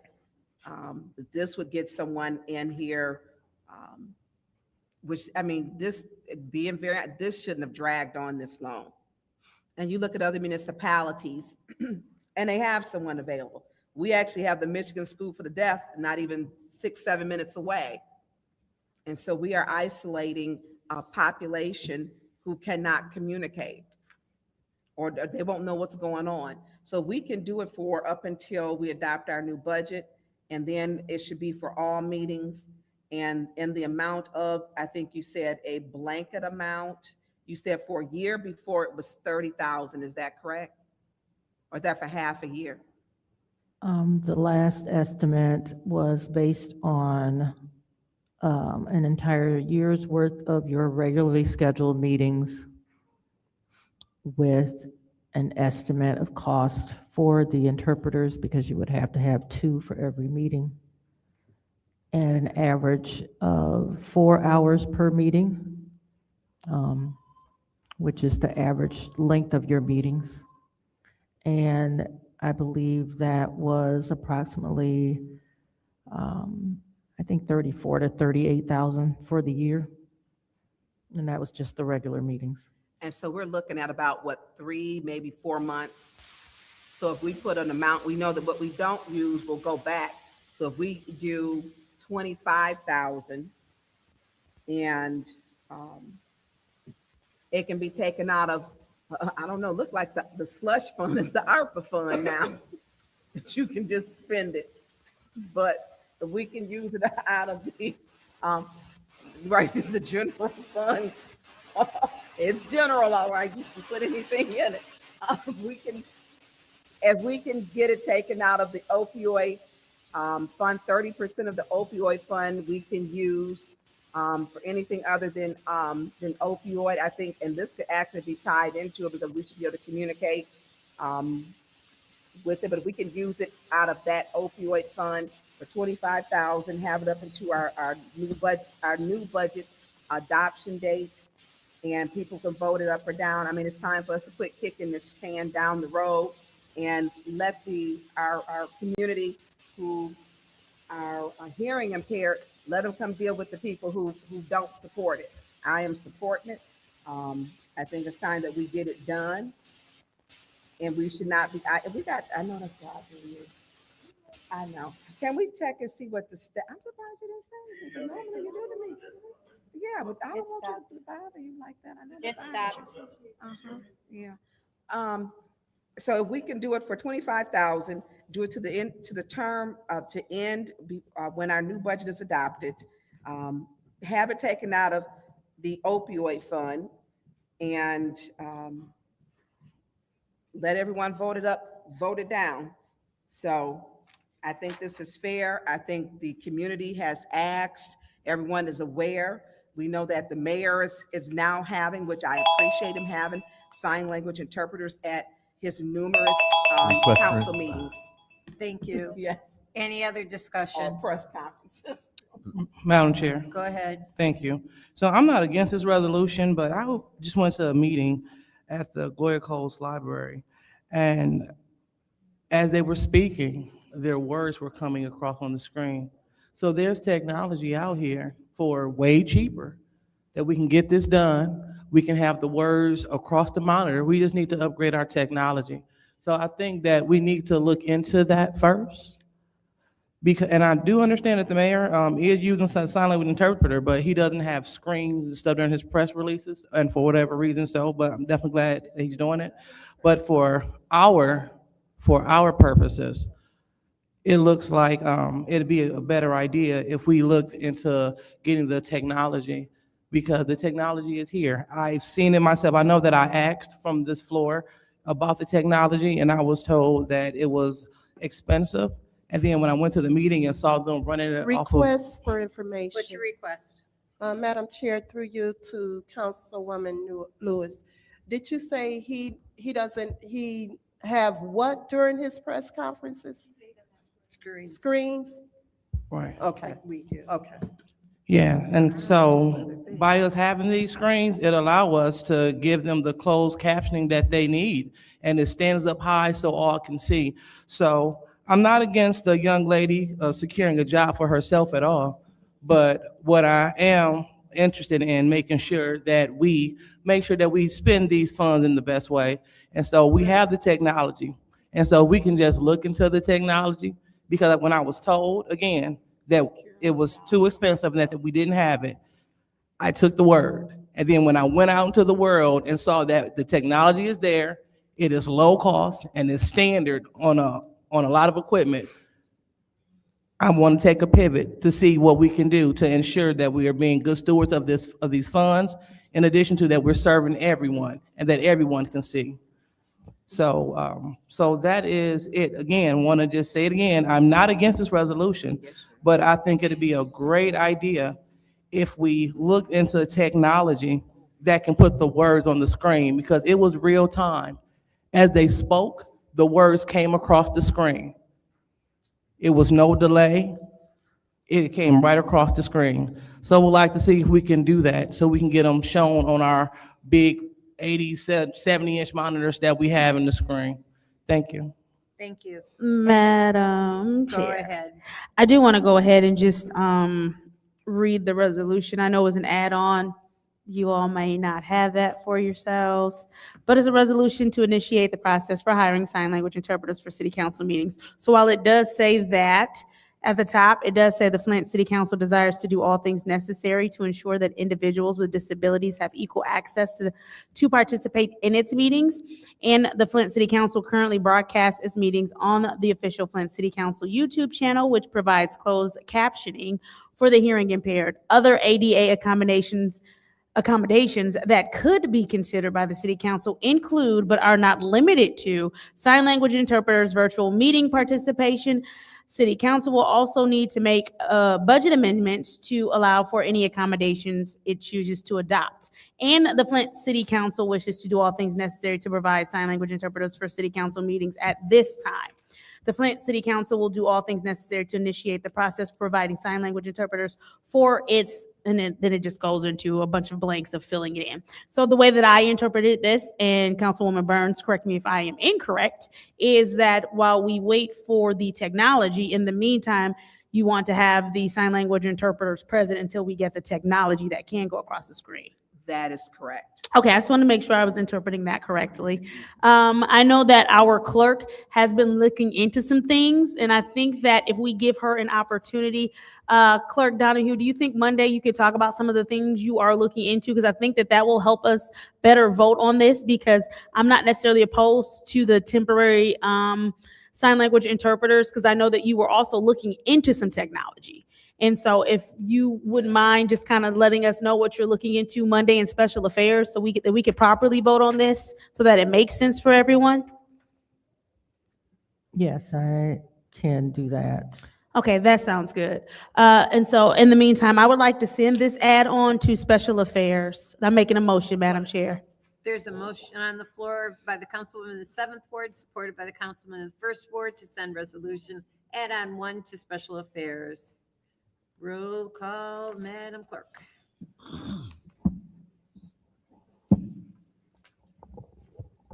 Ms. Burns? Yes.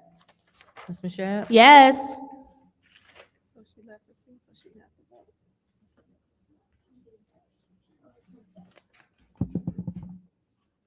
Mr. Jarrett? Yes. Mr. Alamin? Yes. Dr. Lewis? Is not in. Ms. Johnson? Yes. Ms. Priestley? Yes. Ms. Winfrey Carter? Yes. The vote is 7 yes, 0 no. The vote is 7 yes, 0 no's. That will be sent to special affairs. All right, we now have our special order discussion items requested by Dr. Lewis, who's not in at the moment, for a 15-minute discussion concerning ARPA funds. Yeah, we can start the time. Would anyone like to start? I think she's coming right out, I think.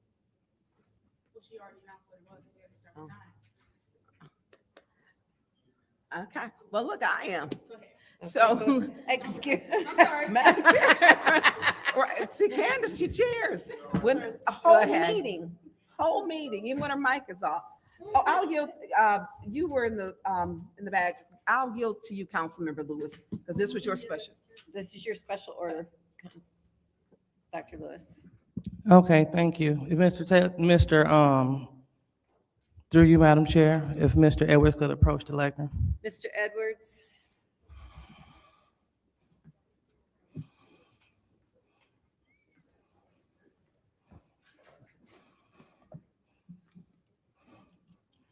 Okay, so I am circling back per the request made on February the 4th about information. It was the CFO, and it was Seamus, and it was the councilperson Priestley.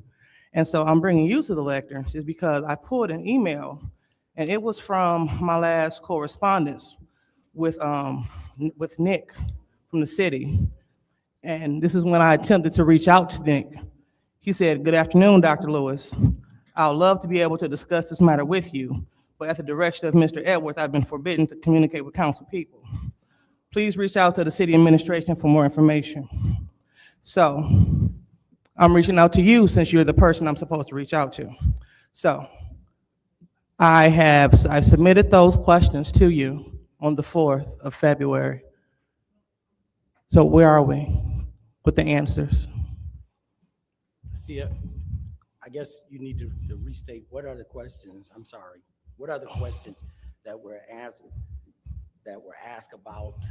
This is about the ARPA. Mhm. And of course, we provided, I'm told by the CFO that he provided the documentation to all council members of the report that we turn in to the federal government. And that report is also prepared, or at least assisted in preparation, from E&Y.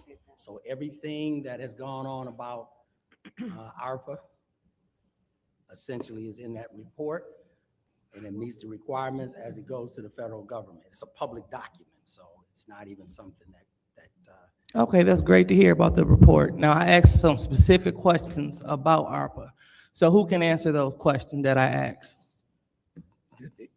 Again, what are those specific questions again? All right, so The CFO is here. So my phone is about to die per usual. However, I know I sent the questions to my colleagues, so they should have them in their email. So just in case it dies in the process, they can pick them up. But the questions were, for one, it was about the balance. It was about the spending, the monthly spending of ARPA since we transferred the money. And then it was also some questions about the interest. So it was those questions. I'm a little concerned that the people that report to you did not share these questions with you when we have been directed to come to you for questions about ARPA, since they can't communicate with us. So they never shared these questions with you? I'm not familiar with the questions. And as far as the communication, I do want to address that. I don't know why he said that it was my directive. It's a directive from the administration. I didn't say it again. I said the directive of the pattern in which things are to flow was a direction from the mayor. I said, he told you that I said that, and I'm telling you that no, I took my direction from the mayor. Okay, well, all right, well, you're I just want to make sure that we understand. Okay, well, whatever it is, okay, I understand. So you're the mayor's helper. So with that being said, so you said that you have not received the questions? No. Okay, all right. I'm not familiar with them. You stated them just now. So I was Okay. letting you know, no, I'm not familiar with Okay, those questions. understood. Well, maybe we can have, through you, Madam Chair, can we have the CFO approach the lectern?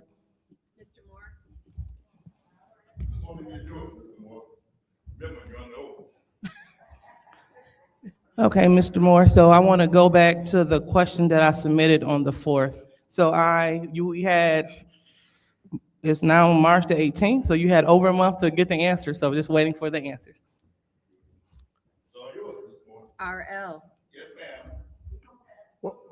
I didn't understand, I didn't hear your question there. I didn't give you one. I sent them to you. I put them in writing per administration's request on February the 4th, and I sent them to you. Yes. Yep, so you should already know the questions. Okay. Okay, go ahead. The remaining ARPA dollars that we have for both the 287 fund and the 101 fund is approximately $33 million.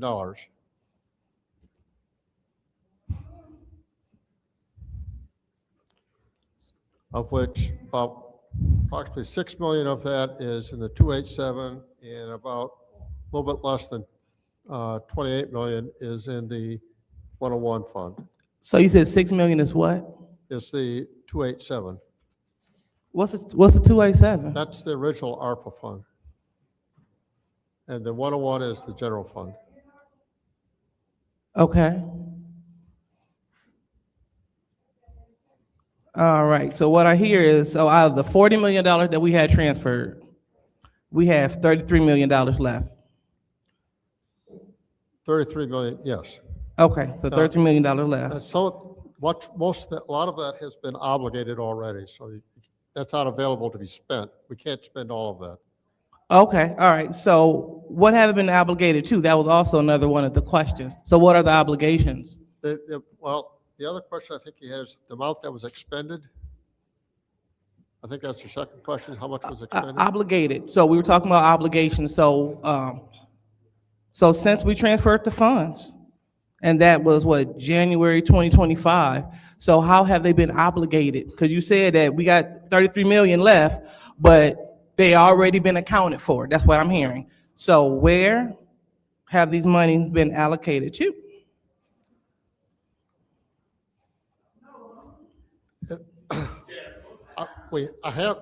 That's a very large spreadsheet that we have. If I can share that with you if you like, if you make an appointment, come to my office, I'll share that with you and go over that. Well, you know, I appreciate it, but since we're on the floor, leave it on the floor so everybody can see, because I don't want to be accused of doing anything backdoor. So just want to just bring it here. So is it possible for you to bring it, and maybe we can have another special order where you come with the answers to all of the questions that I asked you? I'm not sure I can get some of the questions that you asked would be very difficult to present in a forum like this. To look at when we're spending millions of dollars, we have many obligations and expenses and invoices. That'd be very difficult to discuss that in a meeting.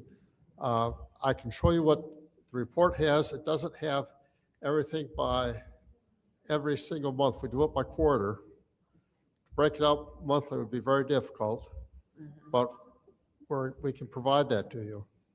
Okay, well, quarterly, if we have to do it quarterly, that would be fine. And I didn't think it'd be too hard, because I thought that if we go by quarter, go by month, first quarter, this is how we allocated the dollars, this is where they went.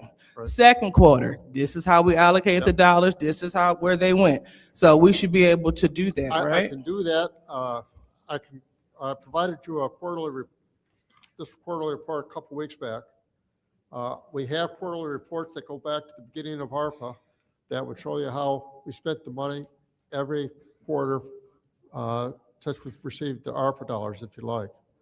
Yeah, so you're saying that you have paperwork to show how you have spent every single dollar from ARPA? Absolutely. What I've been asking for since the 4th. That's all I've been asking for. I'll make sure that Davina gets a copy of that. Please make sure that she gets a copy. And Point of information. The mayor's had a copy of it down in his office for a week for you, and you haven't picked it up yet. We gotta go to his office. Okay, so I definitely appreciate her for letting me know that the mayor had it for me in his office. I went down there on Monday and it was not there. So that's your point of information. I asked Leslie, the receptionist, for it. She looked all around and didn't see it. So I showed up and did my part. So thank you, Madam Priestley. So it'll be great if you could provide that information. I'm doing my part. I'm sorry. Oh, no, it's fine. It's perfectly fine. I said what I had to say, so we have it established that you will, so I'm gonna pick up the paperwork. I'll go back again, and then. I'm gonna call you all to order, please. We do have a conversation on the floor and not have back and forth between each other. Thank you. Go ahead. Will that make you feel good? And so I'll be looking for the paperwork that you're talking about as well. and I'll be looking to set up a special order. Should we do it the next not special affairs, excuse me, the next finance meeting where you can go through the quarterly reports with us? Yes.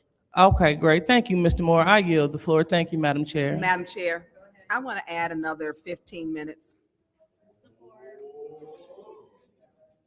Motion on the floor to add an additional 15 minutes to this discussion item by the Councilwoman in the 6th Ward, supported by the Councilwoman in the 7th Ward.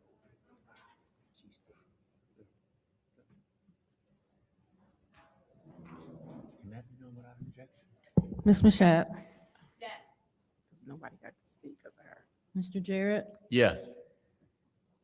Mr. Alamin? Yes. Dr. Lewis? Yes. Ms. Johnson? Yes. Ms. Priestley? Yes. Ms. Winfrey Carter? Yes. Ms. Burns? Yes. Vote is 8 yes, 0 no. Vote is 8 yes, 0 no. Thank you. Mr. Moore, I just have a few quick questions because I know with our timing. And I'm going to be nice to you because before, if I said that, how you were just talking, I would have been thrown out. Okay? So I've been asking for the ARPA, we need to have this to be, and Mr. Edwards for you too, to be transparent, and Mr. Ed for you too, because it's just really simple. People want to know where the money is spent, and that's just the basic question, and residents deserve to know. They deserve to know. So if we can have how it's spent, I didn't get the report. Councilwoman Winfrey Carter didn't get it, and You can have this one after the meeting. I don't have that, I Mr. know, I can give you this to you. right Yeah, after. yeah, if you could get that, so, because that's what we've been asking for. And I know when I send mine to the clerk, and the clerk will send it. And I've been asking for over a year. I've been asking since 2023 December, when 5 of these council members voted to put $40 million for safekeeping in the general fund, and now the ad hoc committee got questions. So I would like to have, and that would be the dashboard. Who has access to the dashboard? Because we don't. And the ad hoc committee stated they don't. So who has access to the dashboard? Is it just finance? Finance does have access to it, but there are other people that have access. I don't know who determines that. You don't know who? Mr. Edwards, who has access to the dashboard, sir? Would it be your finance and your top administrators and? As I stated before, the dashboard was just a tool to work through this process. So just like anything, any internal tool that we use to just make sure the real document with the proper information is this report that's turned into the federal government. Okay, so we don't have that real document that's turned into the federal government. And is it a prerequisite? I'm not going to the mayor's office down there to, yeah, if you, yeah, I mean, we all need a copy. If you could please do that. And so where we're asking for is transparent. How much was allocated, Mr. Moore? Can you get us how much is allocated and who is allocated to? I mean, Yes, we can. Can we do that? Is that in that report? This would have all that. Who it's allocated to? Yes. Okay. And the 287 fund, which was the original fund that it came into, you say, is it 6 million in there? And maybe we need to you need to do an ARPA presentation, because this is just, to me, at a point, because it's causing further division. Yeah. There are basic questions with the ARPA. Is it possible for you to give a presentation to show us in categories where everything was spent, so we're presenting it to the public in a transparent way? And that would be the entities, the names, and also the interest, how much we got in interest, because this is supposed to be to help our community. And people keep saying it's not the people's money, but if you live in Flint, it should affect your life and you're a resident. So we can get that. And are you still meeting with the ARPA committee or just with Councilwoman Priestley? The ARPA committee, The ad hoc committee? Because we still have ARPA money. Are you meeting with the ad hoc committee?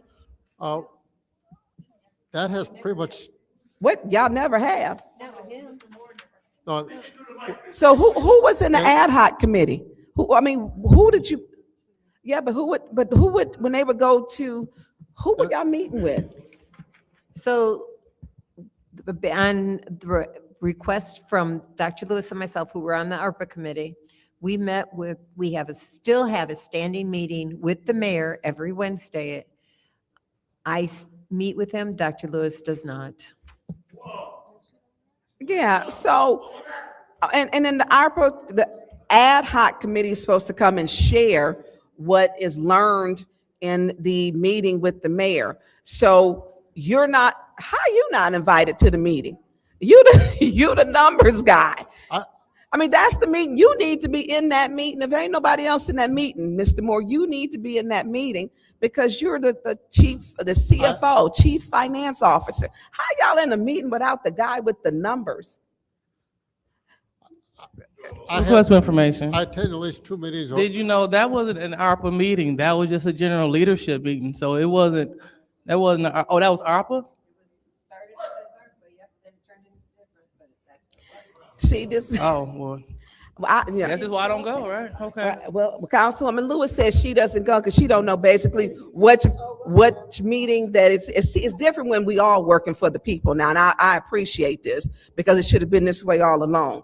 So if you can, is it something that you can do to present? This is a mess. You know, when they don't even know which meeting they were in. And you should be that's your job. And I'm not mad at you because they should have told you to be, the mayor should have told you to be there. Or Mr. Edwards. Mr. Edwards, is it a reason why Mr. Moore wasn't in the meetings? Okay, this is in, let me say this, and Candace, I know you cheering from the side because that's what you do every meeting. Is it possible for you, so we can have some transparency, Mr. Edwards, that Mr. Moore can prepare a presentation on ARPA? Is that something that's possible? Because is that possible? So through a referral through you, Madam Chair, to the city clerk, that Mr. Moore prepare 30-minute presentation, is that okay? Because you giving us figures on a paper, we need to know your figures. Okay. And when things are allocated, we need visual. I'm visual. Okay. Because they weren't invited. You weren't in the meetings where they were doing the ad hoc committee. So if we can do that and we could have the interest, what you spent, is it easier for you to do quarterly? The money came in, I think, May 2020. Is it easier? I'm sorry, I'll wait for Mr. Taylor. Mr. Taylor, did you need the podium at all? It's easier to do it quarterly because that's the way we report to the federal government. Okay, so is this also with the spreadsheets we used to get? Yes, and the other thing about getting the quarterly reports is that's also reviewed by Ernst & Young before it's submitted. So it has had a review besides just our staff. They're Okay. good numbers. Do we know how many on that report that we now know for the allocation, the ARPA committee, which me and Councilman Mays took to court, and it was an illegal meeting, illegal committee, should have never been formed, and we won that one. Then we had the allocations. Do we know how many on those reports that did, because people are still calling saying, no one called me back. You know, I didn't get a call whether I was approved or denied. And that was when we had the portal. Do we know how many? That's a side of ARPA which I haven't dealt with. That's the program side, and I don't deal with the. Who does the program side? That would be the planning and development. Is anybody in that department? Didn't they all quit? Okay, so if you can prepare a meeting, Mr. Edwards, and we got a referral, and we can have the department. Mr. Edwards, are you planning and development now? Who's in planning and development over that? Because I think are you over that department now, Mr. Edwards? No, we have two deputies that operate. Who are they? Rod Slaughter and Montel Menifee. Montel was over marijuana. Yeah, Montel was elevated. to handle. So does he do the marijuana zoning and ordinance, planning? He's doing zoning. Jesus Christ, he got as many jobs as you got now. Okay. So he's busy. He is Okay, busy. he's busy, because I wondered that night he was here late. Can you have the departments that where we'll have questions so that we can have all of these questions answered? And if we can put this, we loading up, can you have it done by Monday, Mr. Moore? Monday would be very tough. Not convenient time? So when is a good time for, do we need, look, we can do a special meeting. She don't want to do a special meeting? So what, 2 weeks? Our next finance committee is April 8th. Okay, so 2 weeks, is that enough time to That's prepare? And, okay. I don't know how we don't be nowhere prepared. This stuff is in computers. I mean, I'm just saying, you get on there, you down and you print the report. You got the report. All we need you to do is explain. I don't personally feel you think you need 2 weeks. Not on you, because I know you, I read your resume. But the problem is, there's no way I can get it done by Monday. 'Cause Okay, I know let's the do it schedule's 2 like this weeks. week. We'll keep it in committee. And if Mr. Edwards would have the proper support from staff to be able to answer the questions, because we know the ad hoc committee said them was general meetings, and you weren't in those meetings. So, well, they had a discussion. They said it was true. They were on the ad hoc committee. So if we can have, that way we can find out, because I'm concerned about, and did we ever get also, whether it's general funds to you, Madam Chair, to the city attorney, whether ARPA funds, once we allocated, well, I didn't put it in the ARPA category of the 40 million, because we now know it's problems with it. Did we ever find the answer out? Are those general funds, are they still considered ARPA funds? Because that held up the market. Did we ever get, you were speaking with Ernst & Young that Tuesday. Yes, there are funds in the general fund that are designated as ARPA that are tracked as ARPA dollars. So yes. So the resolutions still need to state ARPA on them when we're spending them, or no? If they were allocated that way, yes. Okay, so thank you for the clarity on that. You're welcome. And then I guess we need to bring back the market also. I don't know who put that on there. Now that she's given us our legal one, we can have it put back on there. Well, so next committee, if you could have your report, and if you can have something visual too, so that the audience or the residents who are here can see for the next meeting, and we can have the support staff so we can all be on the same page. I appreciate your time, Mr. Moore. Thank you. I yield the floor. Thank you.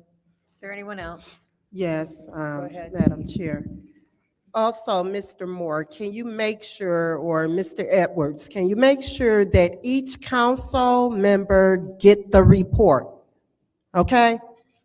I will give the reports to Davina, and Davina will I distribute them. mean, I know Judy, I heard Judy say that she got a report, but you know, Judy is not the only council member up here. This council is made up of 9 members. First meeting in March, second meeting in February, I passed out a copy to every council member, if you were here. No, can you email it? Is it a report you can email? I have a couple copies. You can have one. here. No, I need it emailed. I need it emailed, and I like to look through reports from my email. I want records. Okay? So if you send it to our clerk, she'll make sure that each member gets a copy. Okay, thank you. Thank you. Any other discussion? Any other discussion? Okay, so this report that I picked up today is actually the one that we received by email, or that you handed out is through December. So everyone who was here did receive a copy of that. Also, I want to talk about, there was some, what's your request? So we're now in March. You said that one's due December, so can we have it through March? It's only filed quarterly. This is the quarterly report. This is the Okay. federal report. Hold on, that- hold on, we still got quarterly. He can't get a year to date? Still? I mean, that's not, so he would have. There's no way that Yeah, this is done, that'd be ver- this is We done work with quarterly. E&Y to develop the report, develop everything, so it'd be very difficult to do that on a month-by-month basis. Took her butt to the meetings, don't know what was going on. I'm done, mister, thank you. So, She ridiculous. this report was the one that we were provided with. And during our committee, and I know that Mr. Pfeiffer had asked several questions about the report as he was thrumming through it the night that we received it, I think, and again, another night. Also, there was discussion that there was a comment made that the council ARPA committee was never involved in any of the meetings with Ernst & Young, our compliance firm. And we were, in the beginning, we were invited to the meetings, and they were done by Zoom. There were meetings in 2023. And those are the ones we They were continued invited for to. quite some time, but after we went several months and it was just staff, we just consolidated our meetings with just one with the staff the next phone. Request for information. What's your request? Why was the ad hoc committee not invited? Who made that decision to stop the ad hoc committee, you and Councilwoman Lewis? Who made that decision? I have no idea. Nobody got an idea about anything. I stopped attending myself because it really wasn't relevant to what we did. It was more the administrative side rather than the council side. So I stopped attending myself after several months. But any ways that I do have asked for a legal opinion through our city attorney on our resolution to put the funds in general fund so that there are no more questions, so that we can get a definition of exactly what that resolution was for, what it did, and what the results of it was. And I wanted to let everybody know that I have been concerned about this. I've just addressed it in several meetings with the mayor as well. So the report is difficult to read. I'm not denying to me, an Excel spreadsheet is much easier to read. But I also understand that this is what is actually filed with the government. Do you know, Mr. Moore, where on our website we can find this report? Because I haven't had fun. I don't believe it's been floated up for some time. And I don't know the reason why. I can find out. Yeah, and I did mention that this morning to the mayor when I met with him on my weekly meeting, and said that it's not available. I haven't found it. He said it is. I says it isn't. But if we could find out where that is and share that as well, because I know that there are residents who would like to know as well. I've got one that I'm speaking to on a frequent basis, and she really goes through them with a fine-tooth comb, and she hasn't found them in a while. So if we could find out where those reports are located, then we would have it available electronically whenever we needed to, as well as all of the previous ones. That was one of the things that was supposed to happen, where those reports were supposed to be posted on a quarterly basis when they were filed with the federal government. Another thing that was supposed to happen, which I don't know if the funding was actually available, was to have a dashboard, the dashboard that we've all talked about. And that was supposed to be publicly available, and it really never was. So that's something that's also an issue, I think, with it. But with that, and I took my time, I'm going to close out the special order, and I'll entertain a motion for adjournment. It's been moved by the Councilwoman in the 7th Ward. Is there support? Supported by the Councilwoman in the 1st Ward. Roll call, Madam Clerk. Mr. Jarrett, Yes. Mr. Alamin? Yes. Dr. Lewis? Yes. Ms. Johnson? Yes. Ms. Priestley? Yes. Ms. Winfrey Carter? Is not in. Ms. Burns? Yes. Ms. Mashat? The vote is 7 yes, 0 no. The vote is 7 yes, 0 no, and we are adjourned at 7:08. All members who wish to speak at the next meeting, if you have not, all audience members, if you have not had a chance to fill out a speaker slip, go ahead.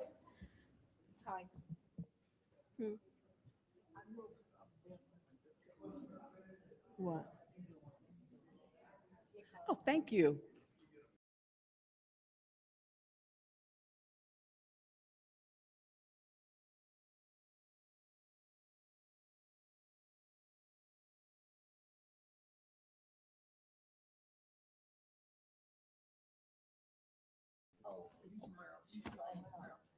Lizzie's going back up. Nope. I'd be too busy like to.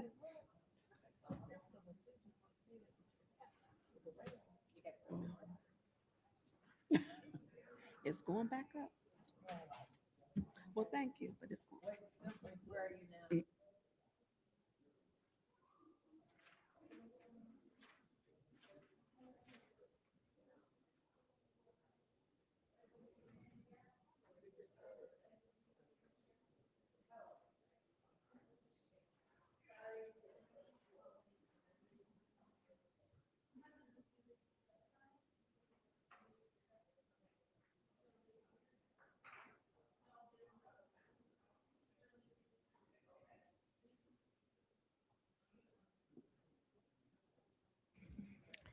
The time is now 7:10 p.m. on Wednesday, March 18th.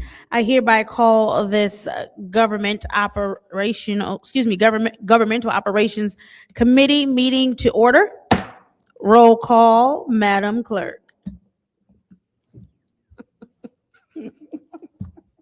Don't get now you're chairing your meeting.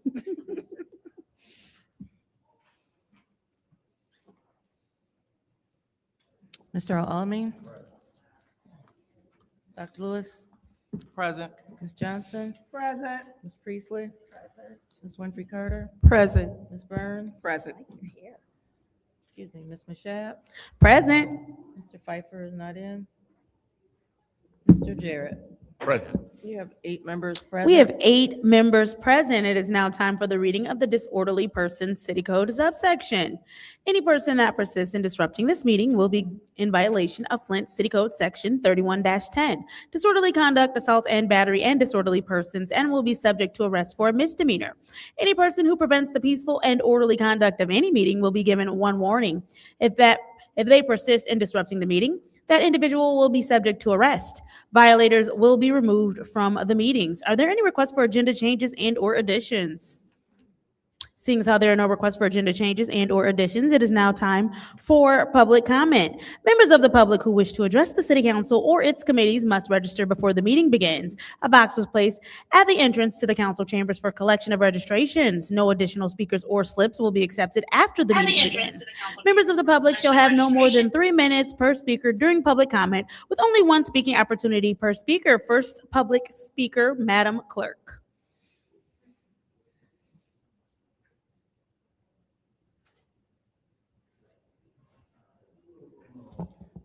First speaker is Michael Clack. I believe he left. John McFadden, I believe he left. R.L. Mitchell.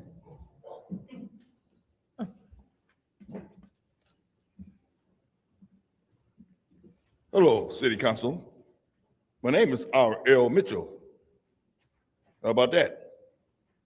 But anyway, about this situation, about dashboard situation, I want you to know, as the people, Mays Service Center is not a 1.0 money pot like Auto World.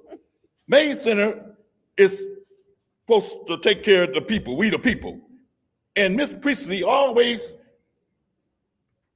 throwing up her hand like she ruling the whole Flint. Talking about she used to go to the meeting, but she don't know to give we the people's information. Her and Dr. Lewis, look at her, empty from her seat now, frowning up, making them faces and stuff. She must have needs some extra because she ain't came out in the back of the room yet. I mean, anyway, like I say, we the people, we want the attorney to keep on speaking up for us, but because we got 2 interpreters every time the mayor address the people of Flint, to take $38,000 for two interpreters to the peoples.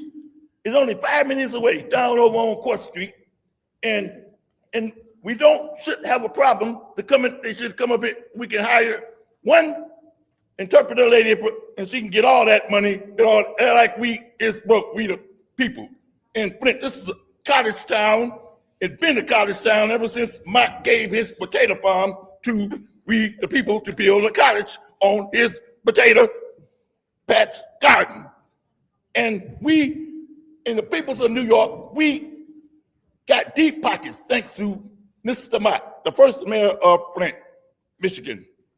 And you in New York always getting the Democrats beat up.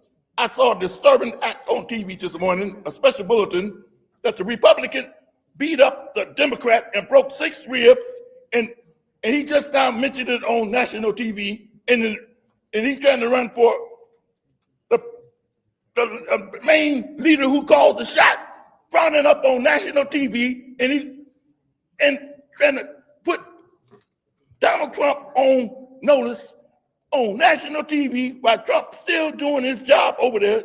Him in Israel done killed 850 people last night, and he just announced it on and the two FBIs got in the way and lost their lives, American FBIs, and that's what they get for trying to interrupt the president plan with NATO. And you know President Trump represents like George Washington. He's supposed to have been dead, but the bullets wouldn't go through him. George Washington had no bullets. Read the history. You don't want to teach the kids the real history of the United States no more. But Jasmine bringing her son here, and he's going to learn the whole poppycock of this United States. Where the boy at? He must have done got trapped in the bathroom, fell down a rabbit. Anyway, stay tuned, America. We the people of Flintstone going to settle this tonight.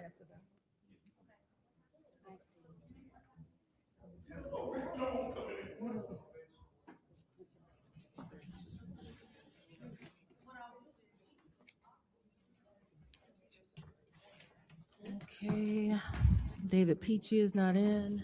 Darrell Brown is not in. Arthur Woodson.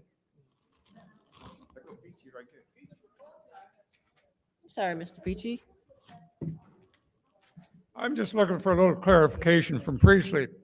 When I brought it up about what these safety officers do, she said they put orange stickers on cars. Is about it? Is that all it is? In my neighborhood, we've had houses over there that's been burnt right to the ground for 4 years. I brought this to Priestley's attention. I got on my photo, on my phone, I got all the pictures where tires that they've dumped in all these vacant properties, just dumped them. I called her about, oh, well, we'll get that. She never gets them. There's so much, don't do that, because I'll take these people over there and show them everyone I'm talking about, and I got pictures on my phone, I'll show them, and I got it dated.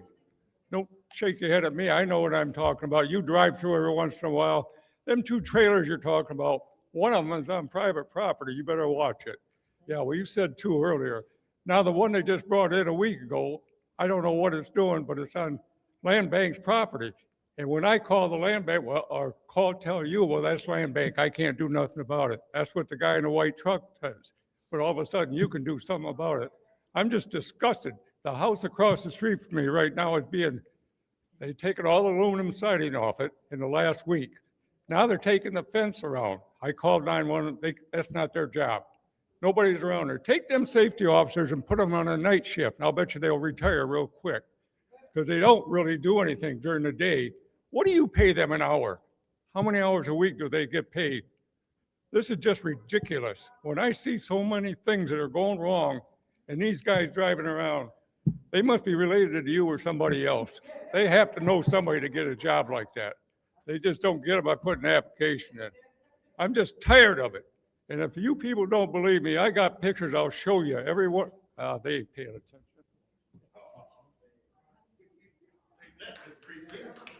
Thank you. Next public speaker, Madam Clerk. Next speaker is Arthur Woodson.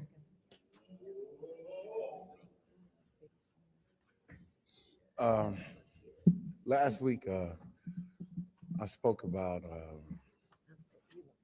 the lead in homes. I had reached out to Miss Shelley to speak to her before I put it out on my Facebook page.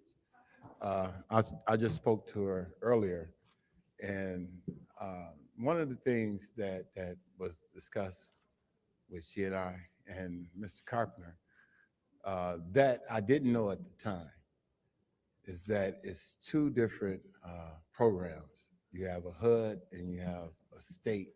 You have federal and state. And the one that they were using was the federal. And like she said, they get different pockets of money. So what I'm basically saying is I didn't have all the information at the time. So we did agree on some things and we disagreed on some things also. So I like to sit down with her and discuss it some more. With the other special discussion, which is the testing. The testing, I do appreciate the testing in that area, but it needs to be expanded.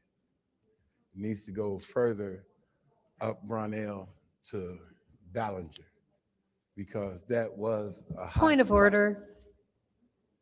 I can't hear Mr. Woodson speak as you guys are speaking. What's your point of order, Councilwoman Priestley? Disrespecting the person speaking as additional discussions are occurring during the public speaking.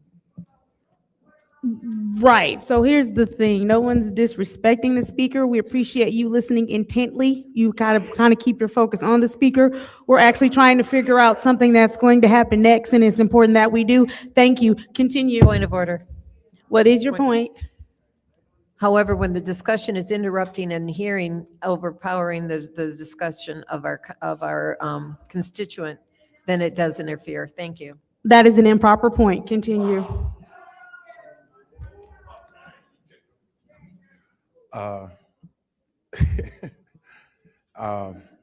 That was a hot spot, from Brownell all the way up to Ballinger. A lot of cancers is in that area. Me, myself, I feel that as having a water lab here in the city, putting aside all personal gripes and beefs and all this, I still feel that the water lab should be used, and to get the money, you should use MDHHS because they tested the secondary water supply 4 times. And they did look for all the different things in the water that you are looking for. So using the water lab and MDHHS, reach out to them. If you need me to call them and ask them to come here to council, I will. But we do need this type of testing over in that area so that we can see if our water is safe in that area. It's not hard to do. We can, if council vote on it and ask MDHHS to come here and do that, we will. I mean, they will. So team up with the water lab. Thank you. Next public speaker, Madam Clerk. The next speaker is Beverly Biggs Levy.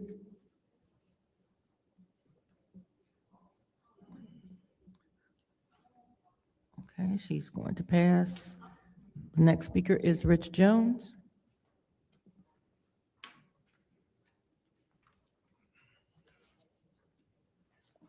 How y'all doing today? I was listening before I came up here, and Ms. Levy brought up something as far as the dumping on Philadelphia Street, and Ms. LaShawn also mentioned so. That's something I've been talking about for years. It's a problem between the city of Flint and Land Bank and the garbage company when it comes to picking up certain piles of trash. Something got to be done far as a conversation needs to be held, because at the end of the day, you're going to constantly have conversations like the one that was held earlier today. And it's plenty of other places in every ward that's starting to stack up, especially the second ward.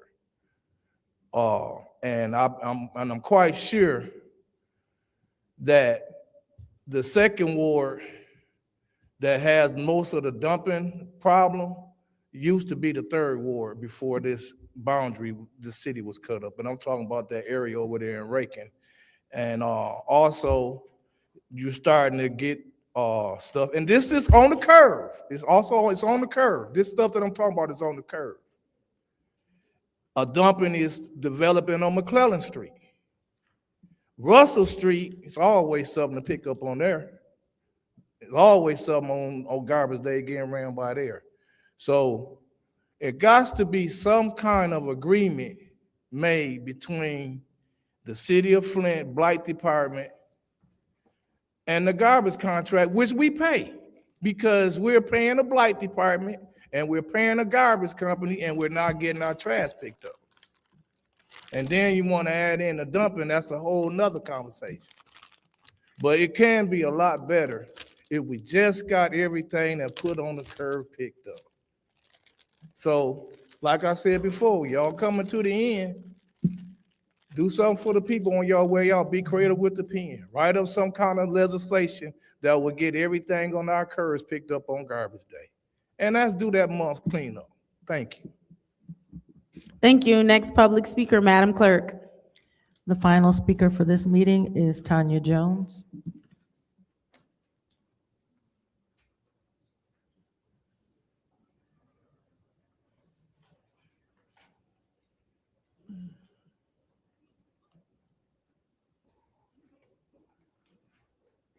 Good evening. My name is Tanya Jones. I'll be out here advocating for the homeless and the opioid.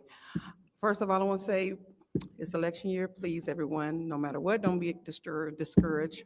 Please vote together. We're strong. Flint is not strong, it's broken. That's what I request, please. As a concerned mother, please, we need your vote. Another thing is called Center of Hope. The last day for Center of Hope is the 31st of this month. So the people that we be going out to feed at Center of Hope, they'll be going back out to the streets. So if you guys can come up with some type of plan, you know, to come together or something, to extend something, I don't know, you know, if y'all can just come up, these people are still here, they still need the services, and we can't save them all, you know, we can just get to the ones that we can.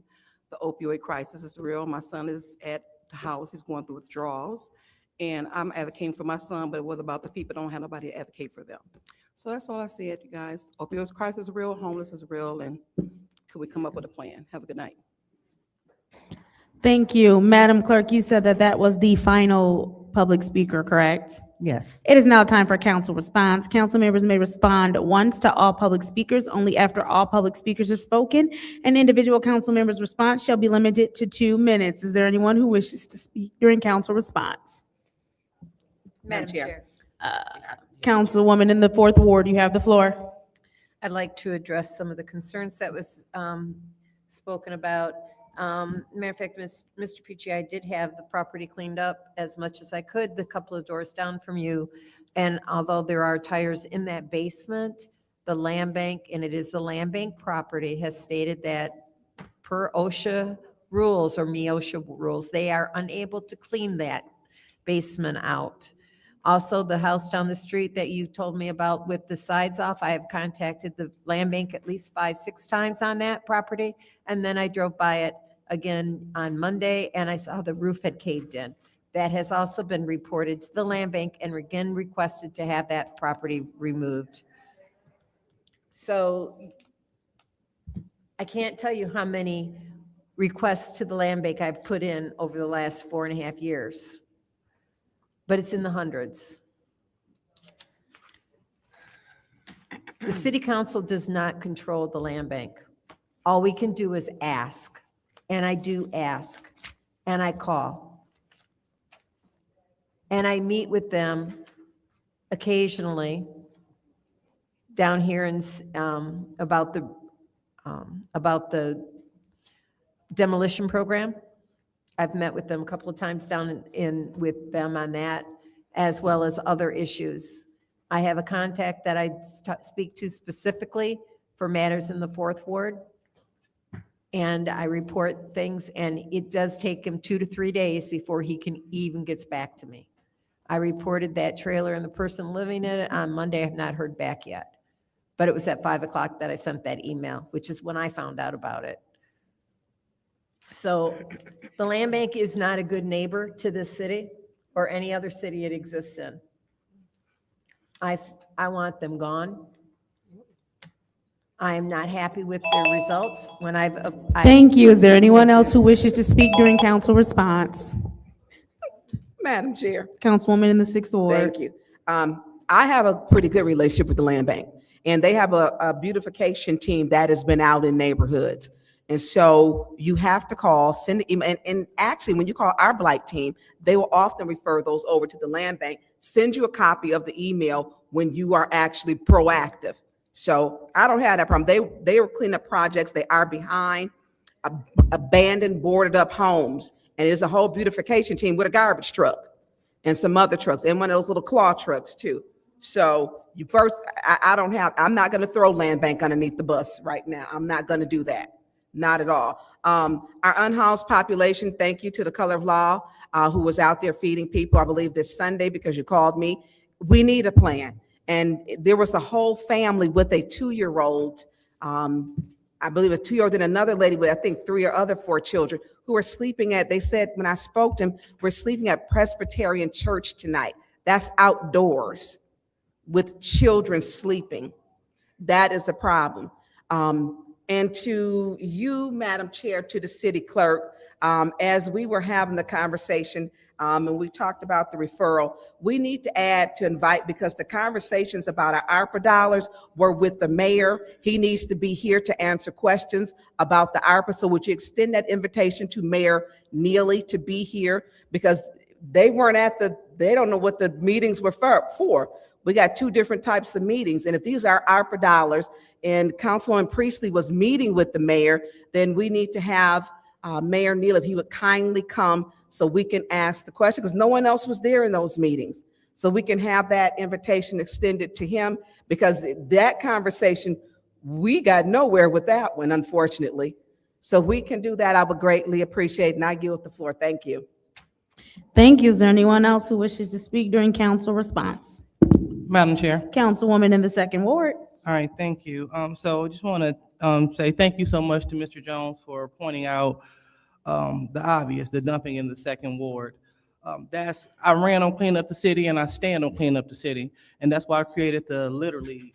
And so hopefully we will continue to get in front of that. That was a big reason why I was pushing for us to get the $30,000 that was allocated in the last budget, so I can continue to clean and beautify the 2nd Ward. That includes in partnership with the land bank, because they've been good partners with me. So working with getting the tall grass on the blighted parcels, and just making the houses look a little more appealing, because when you have invested in this city and you are retired, I mean, it's the least we can do is keep your area in decent shape. And so that's the whole point for them funds. And the residents, they spoke out and said, we need these funds because we have a rodent issue. So when the grass is high, rodents hide. And so that way was allowing us to, to get in front of that. So I definitely hear you and I understand, and I will continue to search for resources so we can get in front of that. And especially in the new 3rd Ward, because, the new 2nd Ward, because the new 2nd Ward, I inherited a lot of blighted property. Over there by Industrial, blighted. Over there by the old Swanson Funeral Home, blighted. And so we have to get in front of this. On top of the blighted area that's also in the Sarvis Park and the Civic Park neighborhood is blighted. So I definitely understand. And again, thank you for your concern. And if you have any other solutions, since the funding was denied, you let me know how we can work together to clean up our second ward. Thank you. Thank you. Next, is there anyone else who wishes to speak? Madam Chair. Councilwoman in the third ward. I am out and I drive all the time, meeting third, second ward people. Second also has a lot of blight. And it has a lot of blight because there are dilapidated homes, abandoned property. The illegal dumping does not come from our residents. It comes from outside forces. I know I make sure that Tilden Street is always clean, but as I leave and go to work or go do something down here at the city, come back, someone has dumped tires they have dumped. So what we do need is cameras around here. We need a lot of cameras and we need a lot of people to speak up when they are dumping. So we also need everybody in the community to help cut grass. We need to help cut grass and different things like that. I'm gonna get out and cut. My family is gonna get out and cut. We're gonna cut grass this year and make sure we get the, we're gonna work with Land Bank and make sure that we get the grass cut and try to help the neighbors help themselves. So we will be out this year cutting grass, me, my family, and different other people that want to volunteer. We would like for people to volunteer if you could. So thank you again. Thank you. Is there anyone else who would like to speak during council response? Councilwoman in the Madam fifth ward. Thank you. I do have to say, I've never had problems with Land Bank. When I submit a complaint through their website on any of their properties, they go right out and take care of it. I don't understand what's happening, and then I get a response. They'll send me an email with the response and everything else. So it's just a matter of making sure that Land Bank knows that their property, something is going on with their property. They'll go right out. It may take them a week or so, but you do get a response and they do track it. You get a tracking of when it was clean and everything. So I would not throw Land Bank under the bus. I think they're doing the best that they can do, as well as what we have. We say that we're doing the best that we can do. So we just need that. We need our blight team to be out. I mean, they did, I guess it was the blight team or the neighborhood safety officers. They were out taking down signs. I thought that maybe they could have used that time to clean up some of the blighted areas in the city, but hey, I would not sit here and throw Land Bank under the bus because, we all have a responsibility, and that is that we can all get, at the end of the day, we can't point it out on one particular entity. We all have a responsibility to clean up this city. Thank you. Thank you. Is there anyone else who wishes to speak during council response? Seeing as how there is no one else who wishes to speak during council response, I will take some time. If I heard correctly, and maybe one of my colleagues know, we had someone who came up and said that Center for Hope was in danger of closing. They close the 31st every year for, just close out winter. They don't take in for warming. Okay, so if I understand her comment correctly, then it's just they would need somewhere to go during that time that they normally take someone in for warming. Okay. Okay, thank you. That is very helpful. All right, I will go ahead and yield the rest of my time. I'm gonna move on to the consent agenda. We do not have resolutions and/or appointments, but Madam Clerk, does that mean we still have to adopt a consent agenda even though there's nothing to adopt? No, you do not. Okay, all right, so then we will move beyond the consent agenda because there aren't any resolutions and/or appointments. We'll move on to the special order discussion item. Councilman Pfeiffer, who normally chairs this meeting, he does want to, and I will honor the fact that he wants to leave this discussion item here. And that is 260088, discussion item lead-based paint removal. So what we're going to do is leave this particular discussion item here, per Mr. Pfeiffer's request. However, in the interim, and Councilwoman Priestley, I would hope that you're listening. We do need to honor the fact that she was talking. I didn't want to interrupt her. I do believe that there is someone who is here able to speak to this. So what Councilwoman Burns did request, and I am going to honor, is that in lieu of the discussion item, we allow that person to come up and have 15 minutes to present. There were some pictures given to council, and because she is here and she is here with her baby, so she kind of trekked to council this evening and she sat here with her baby. So I will honor Councilwoman Burns' request for 15 minutes to allow her to come up and discuss the pictures. You don't think so? Okay, I'm sorry. Well then, I'm sorry. Yeah, I'll still honor it. The 15-minute discussion, and you wanted who in particular? It was Ms. Sparks Green? Slaughter. And Not Slaughter, what's his name? The young man over the lady? Mr. Carpenter. Michael Carpenter. Yes, if you could please join us here. And then, I don't think this young lady, is she that's right? not her? No, those are two older ones. Miss Towner isn't here. They left, okay. Darn it, okay. Well, Mr. Carpenter. Ms. Burns, I will go ahead and let you lead it because I think that you have a better insight. I thought you were requesting for her. Yeah, I know, I do. Go ahead. Hello, Mr. Carpenter, and just for the record, the How y'all program that you are over is The lead program. the lead-based program? Yeah, I got 3 grants in there, so it's just the lead program. So anything that has to do with lead normally comes through my office. Okay, so there were some pictures which were, you gave a folder pictures, and did you get a chance to email those to the city clerk? No, not a, Okay, can you get those to the clerk so that we all have them? Because there were about 40 pictures? 30, 40? Yeah, it's quite a few. Yeah, so that we can all have them, because we don't all have them and we're quickly going through them. I do know that there were some pictures on Mr. Woodson's page and Miss Towner, and there was another lady that was in here with some questions about the program. Some of the things were, I don't even know how to speak to those.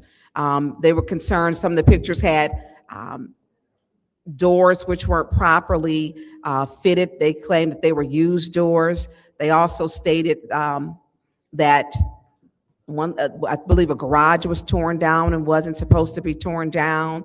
There was also painting where a cord was plugged up into the wall and the cord was plugged up with the electrical plate still over it. Then they showed a doorknob that was painted, looked like it was metal, that it was painted. And so this was originally to be discussed with Councilman Pfeiffer, so it's probably going to be back on. But can you tell us about your pictures that you have? The pictures I have is the finished product. The finished product. Those were the finished products? Correct. Who inspects the finished product? The state. And the state approved what was in that folder? Correct. Okay. I'm deeply disturbed by that because I've seen restoration work and work done, and that is shoddy at best. It's very subpar work, very. And the pictures where, and I can understand people, because one, the program is supposed to be to help our community. And when contractors come into your home to get repairs done, it shouldn't make a difference of what level or income level that you're at. But some of the work you're there, did you see the ones where The cord was painted over? That was just the lighting. That was just the lighting? Correct. No, absolutely not. There is a cord that was plugged up and you can see it. That is absolutely not true. And when you come in here with that, that is not true. And when you look at the painting along the baseboards and everything else, I'm embarrassed to say that we have a lead program where lead is in that body and they eat them paint chips that they suffer their whole lives. That work was terrible. It was terrible. And then we had if you go to my Facebook page, go to Mr. Woodson's page. He has about 30 of the pictures that are on there. How they were even taped off wasn't even correct. Who are these contractors that's doing this work? Do you choose them or who chooses the contractors? I mean, do they go through the bid process? Correct. Well, they need to be fired. They no longer work for the city. They what? No longer works for the city. No, say that again. They do not work for the city. Oh, They do the not ones work that here did anymore. that work don't work here anymore. Correct. So are we going back to fix the work that was done? We doing that with all the complaints. Correct. So how many complaints do you have? Just 2. Just 2. So who took the lady's bottles and turned them in? It was one of the contractors that was working for the contractor.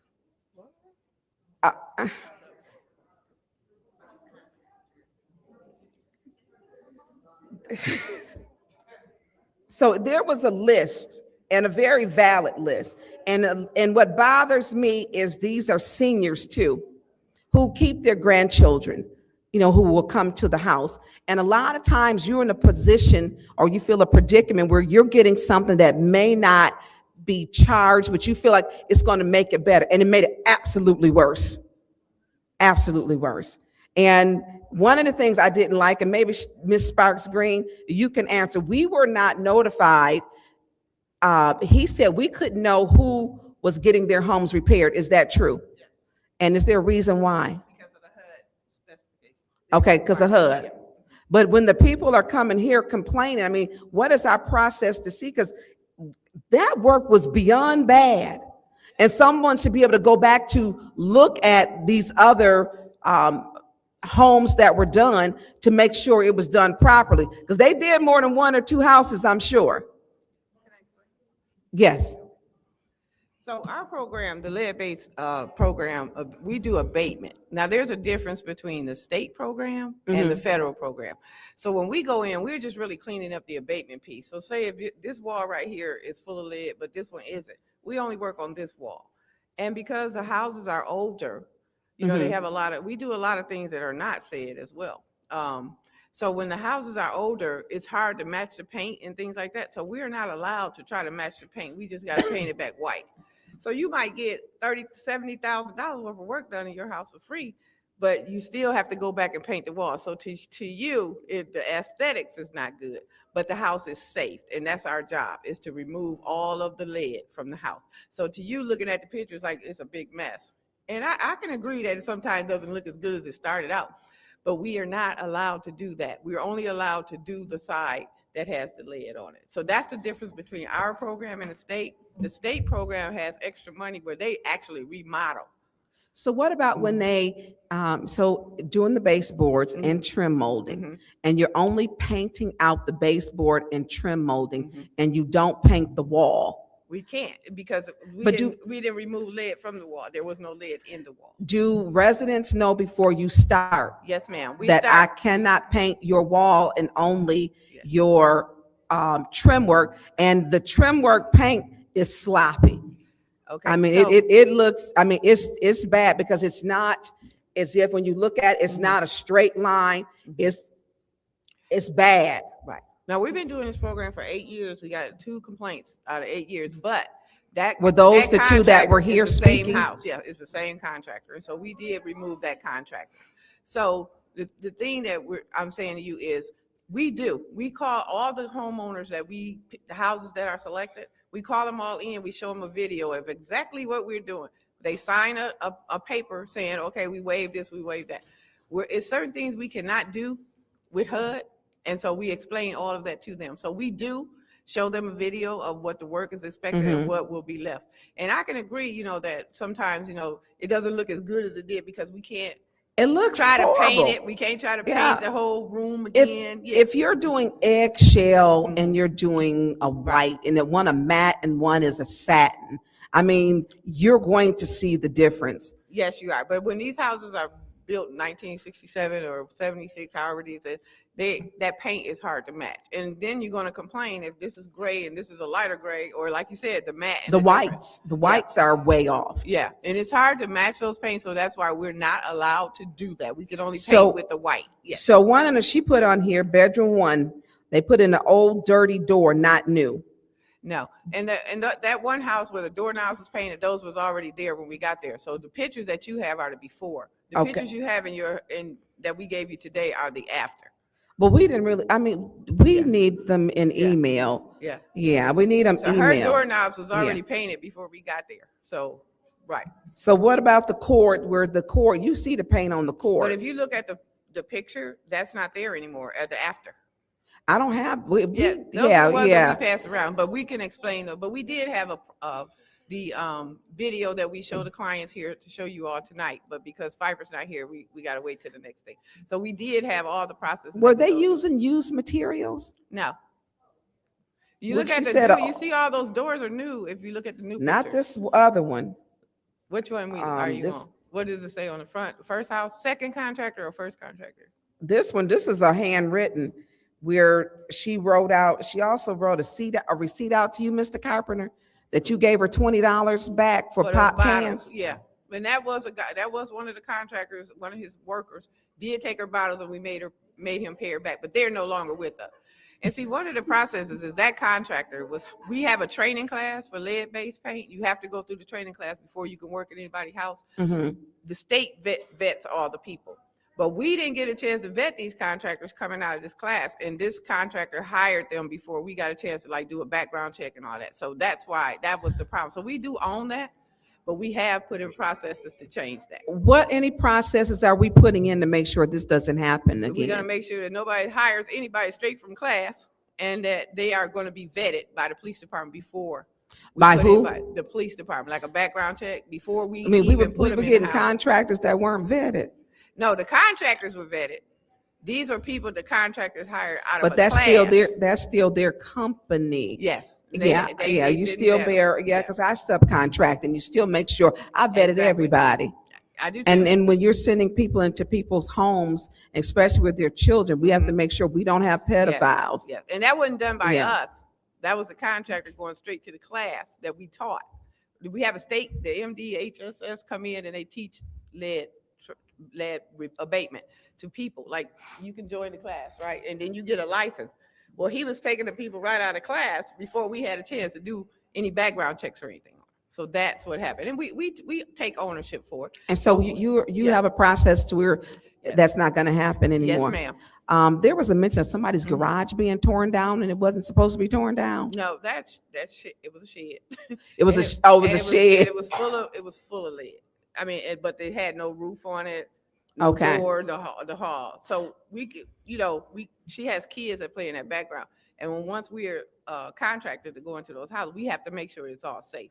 So if we could have left that up and then one of the kids got sick, we in trouble. So you removed it for Yes, that. Well, I'm gonna, and I hate to say that, I'm gonna leave this, sorry I took us so much of the time, and I know it's gonna come back, but when you come back, if you could have, like maybe the pictures, all of them emailed, because Councilman Pfeiffer did want to go into discussion about it, so that we can look at the pictures and those We'll put pictures. some notes on them too for you. But we If- didn't have a chance today because we had just got. Yeah, if you can get those to us, please, too, I would greatly appreciate it. And I'm gonna yield the floor. Sorry, y'all. Okay. If you need more time. Is there anyone who would like to speak to this presentation? We'll go ahead and close it out. If there's no one else who'd like to speak to the presentation, thank you both. Thank you. Moving on to, and I just want to be clear that 260088, Madam Clerk, is staying here per Mr. Pfeiffer's request for when he returns, since we did not do his discussion item. Moving on to discussion item 260090, which is a discussion item for the water testing, a 5-minute discussion item as requested by Second Ward Council Member Lewis concerning water testing within the city. I will go ahead and turn that over to Council Member Lewis. Thank you. So, Mr. Edwards, so where do we stand in terms of the survey and the testing? From our last discussion, it was all about finding somebody who would accommodate all of the requests that were made by council. That person has been located, the business is located. What I'm gonna recommend though is that representatives, 1 or 2 representatives, council who are interested in seeing this issue move forward, meet in the mayor's office or in the administration wing. I'll have that person there so that the council members can talk directly about the things or see.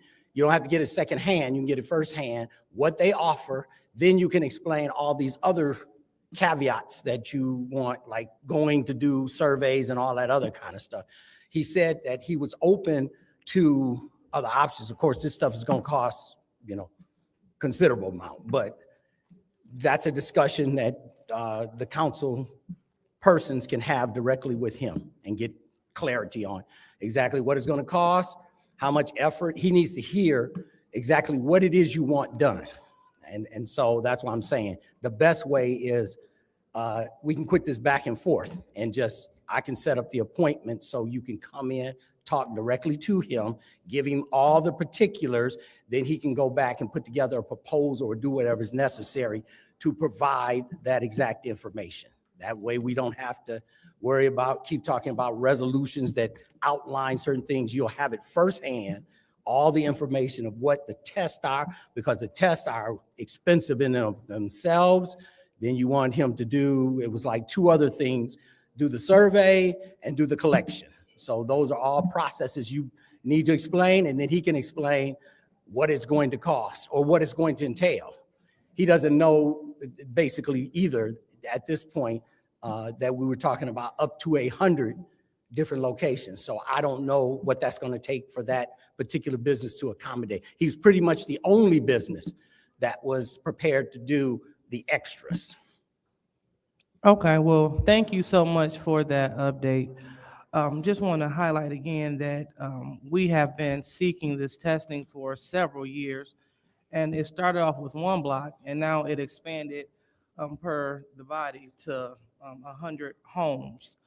And so I wanted to put on the record, and I gave it to every single colleague, why I am pushing this again. So I know he lives in the 2nd Ward, but when Mr. Fields came to this, to the meeting, Council Members Murphy and Councilwoman Jerry Winfrey Carter, they put forth a special request to have this carried out. And so hopefully this will be the last leg and we can get this done. But this is why it is very near and dear. So this letter is from Henry Ford Health Systems regarding Mr. Fields. And it says, and I'm not going to read it in its entirety, but it says, to whom it may concern, cultures of his drinking water and kitchen faucet filter and bathtub faucet filter showed strains of Pseudomonas that were identical by molecular typing to the strains causing his infection. It is my impression that Mr. Fields suffered chronic and recurrent infections, which included skin lesions and skin rashes, and infection due to the difficulty to treat the bacteria that was acquired from the water coming into his house, both drinking water and both faucet water, as a result of both the water coming into his house being contaminated and by the use of faucet filters, which were recommended by the health department during the period 2014-2016. The filters were used for lead, but supported the growth of bacteria.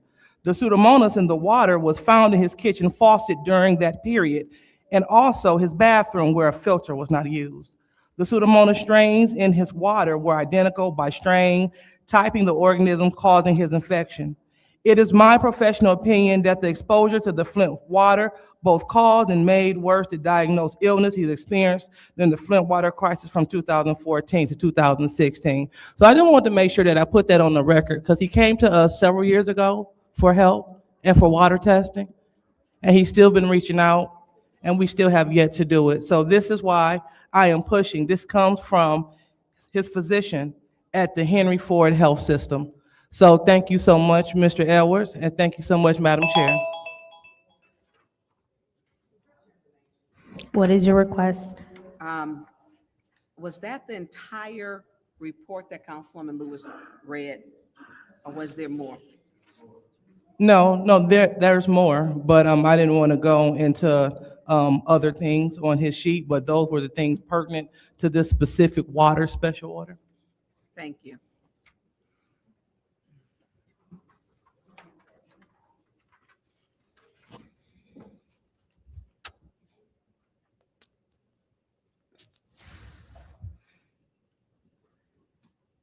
Yeah, give me a second, because you can't just gloss over that.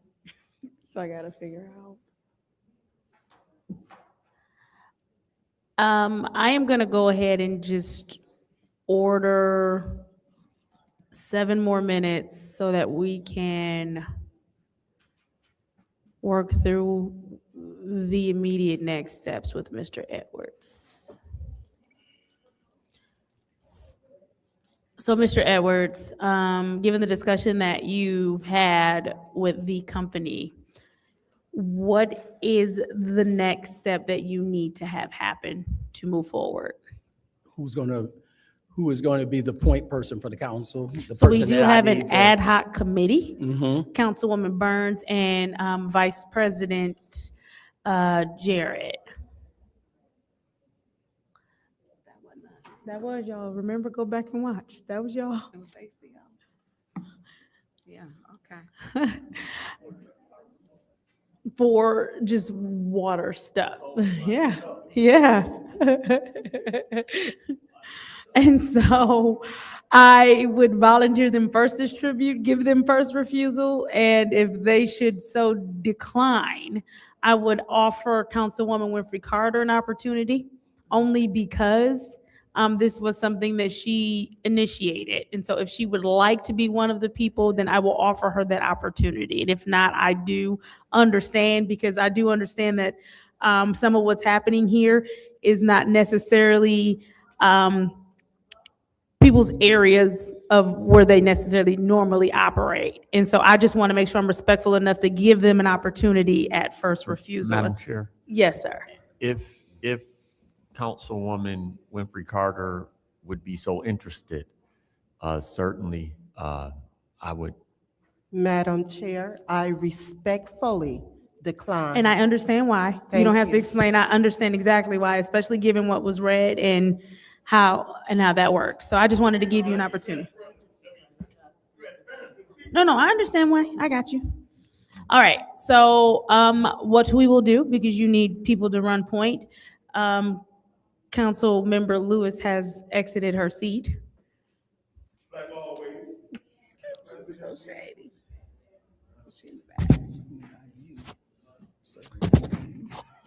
Jeez.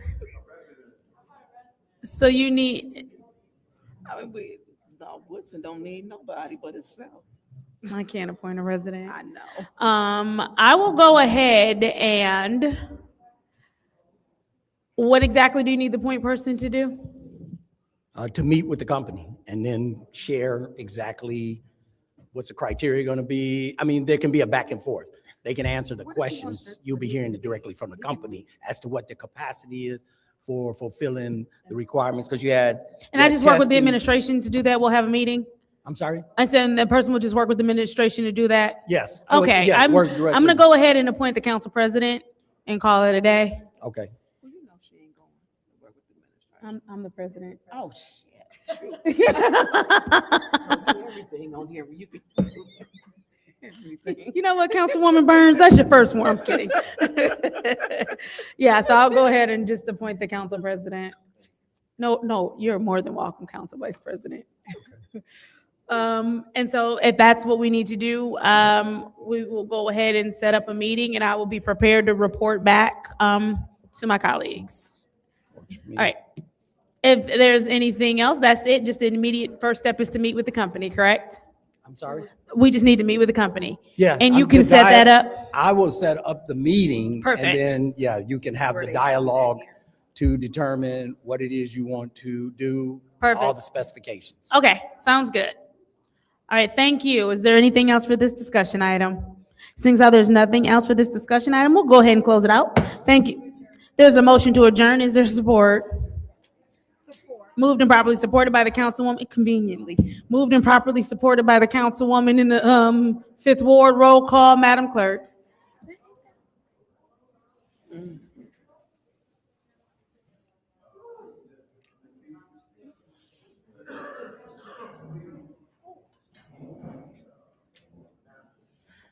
Okay, Mr. Alamina's not in.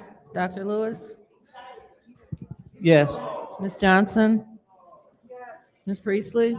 Ms. Winfrey Carter? Yes. Ms. Burns? Yes. Ms. Mashat? Yes. Mr. Pfeiffer is not in. Mr. Jarrett? Yes. Vote is 7 yes, 0 no. She be avoiding stuff. The vote is 7 yes, 0 no. The vote is 7 yes, 0 no. The time is now 8:04 p.m. on Wednesday, March 18th. I hereby adjourn this Governmental Operations Committee.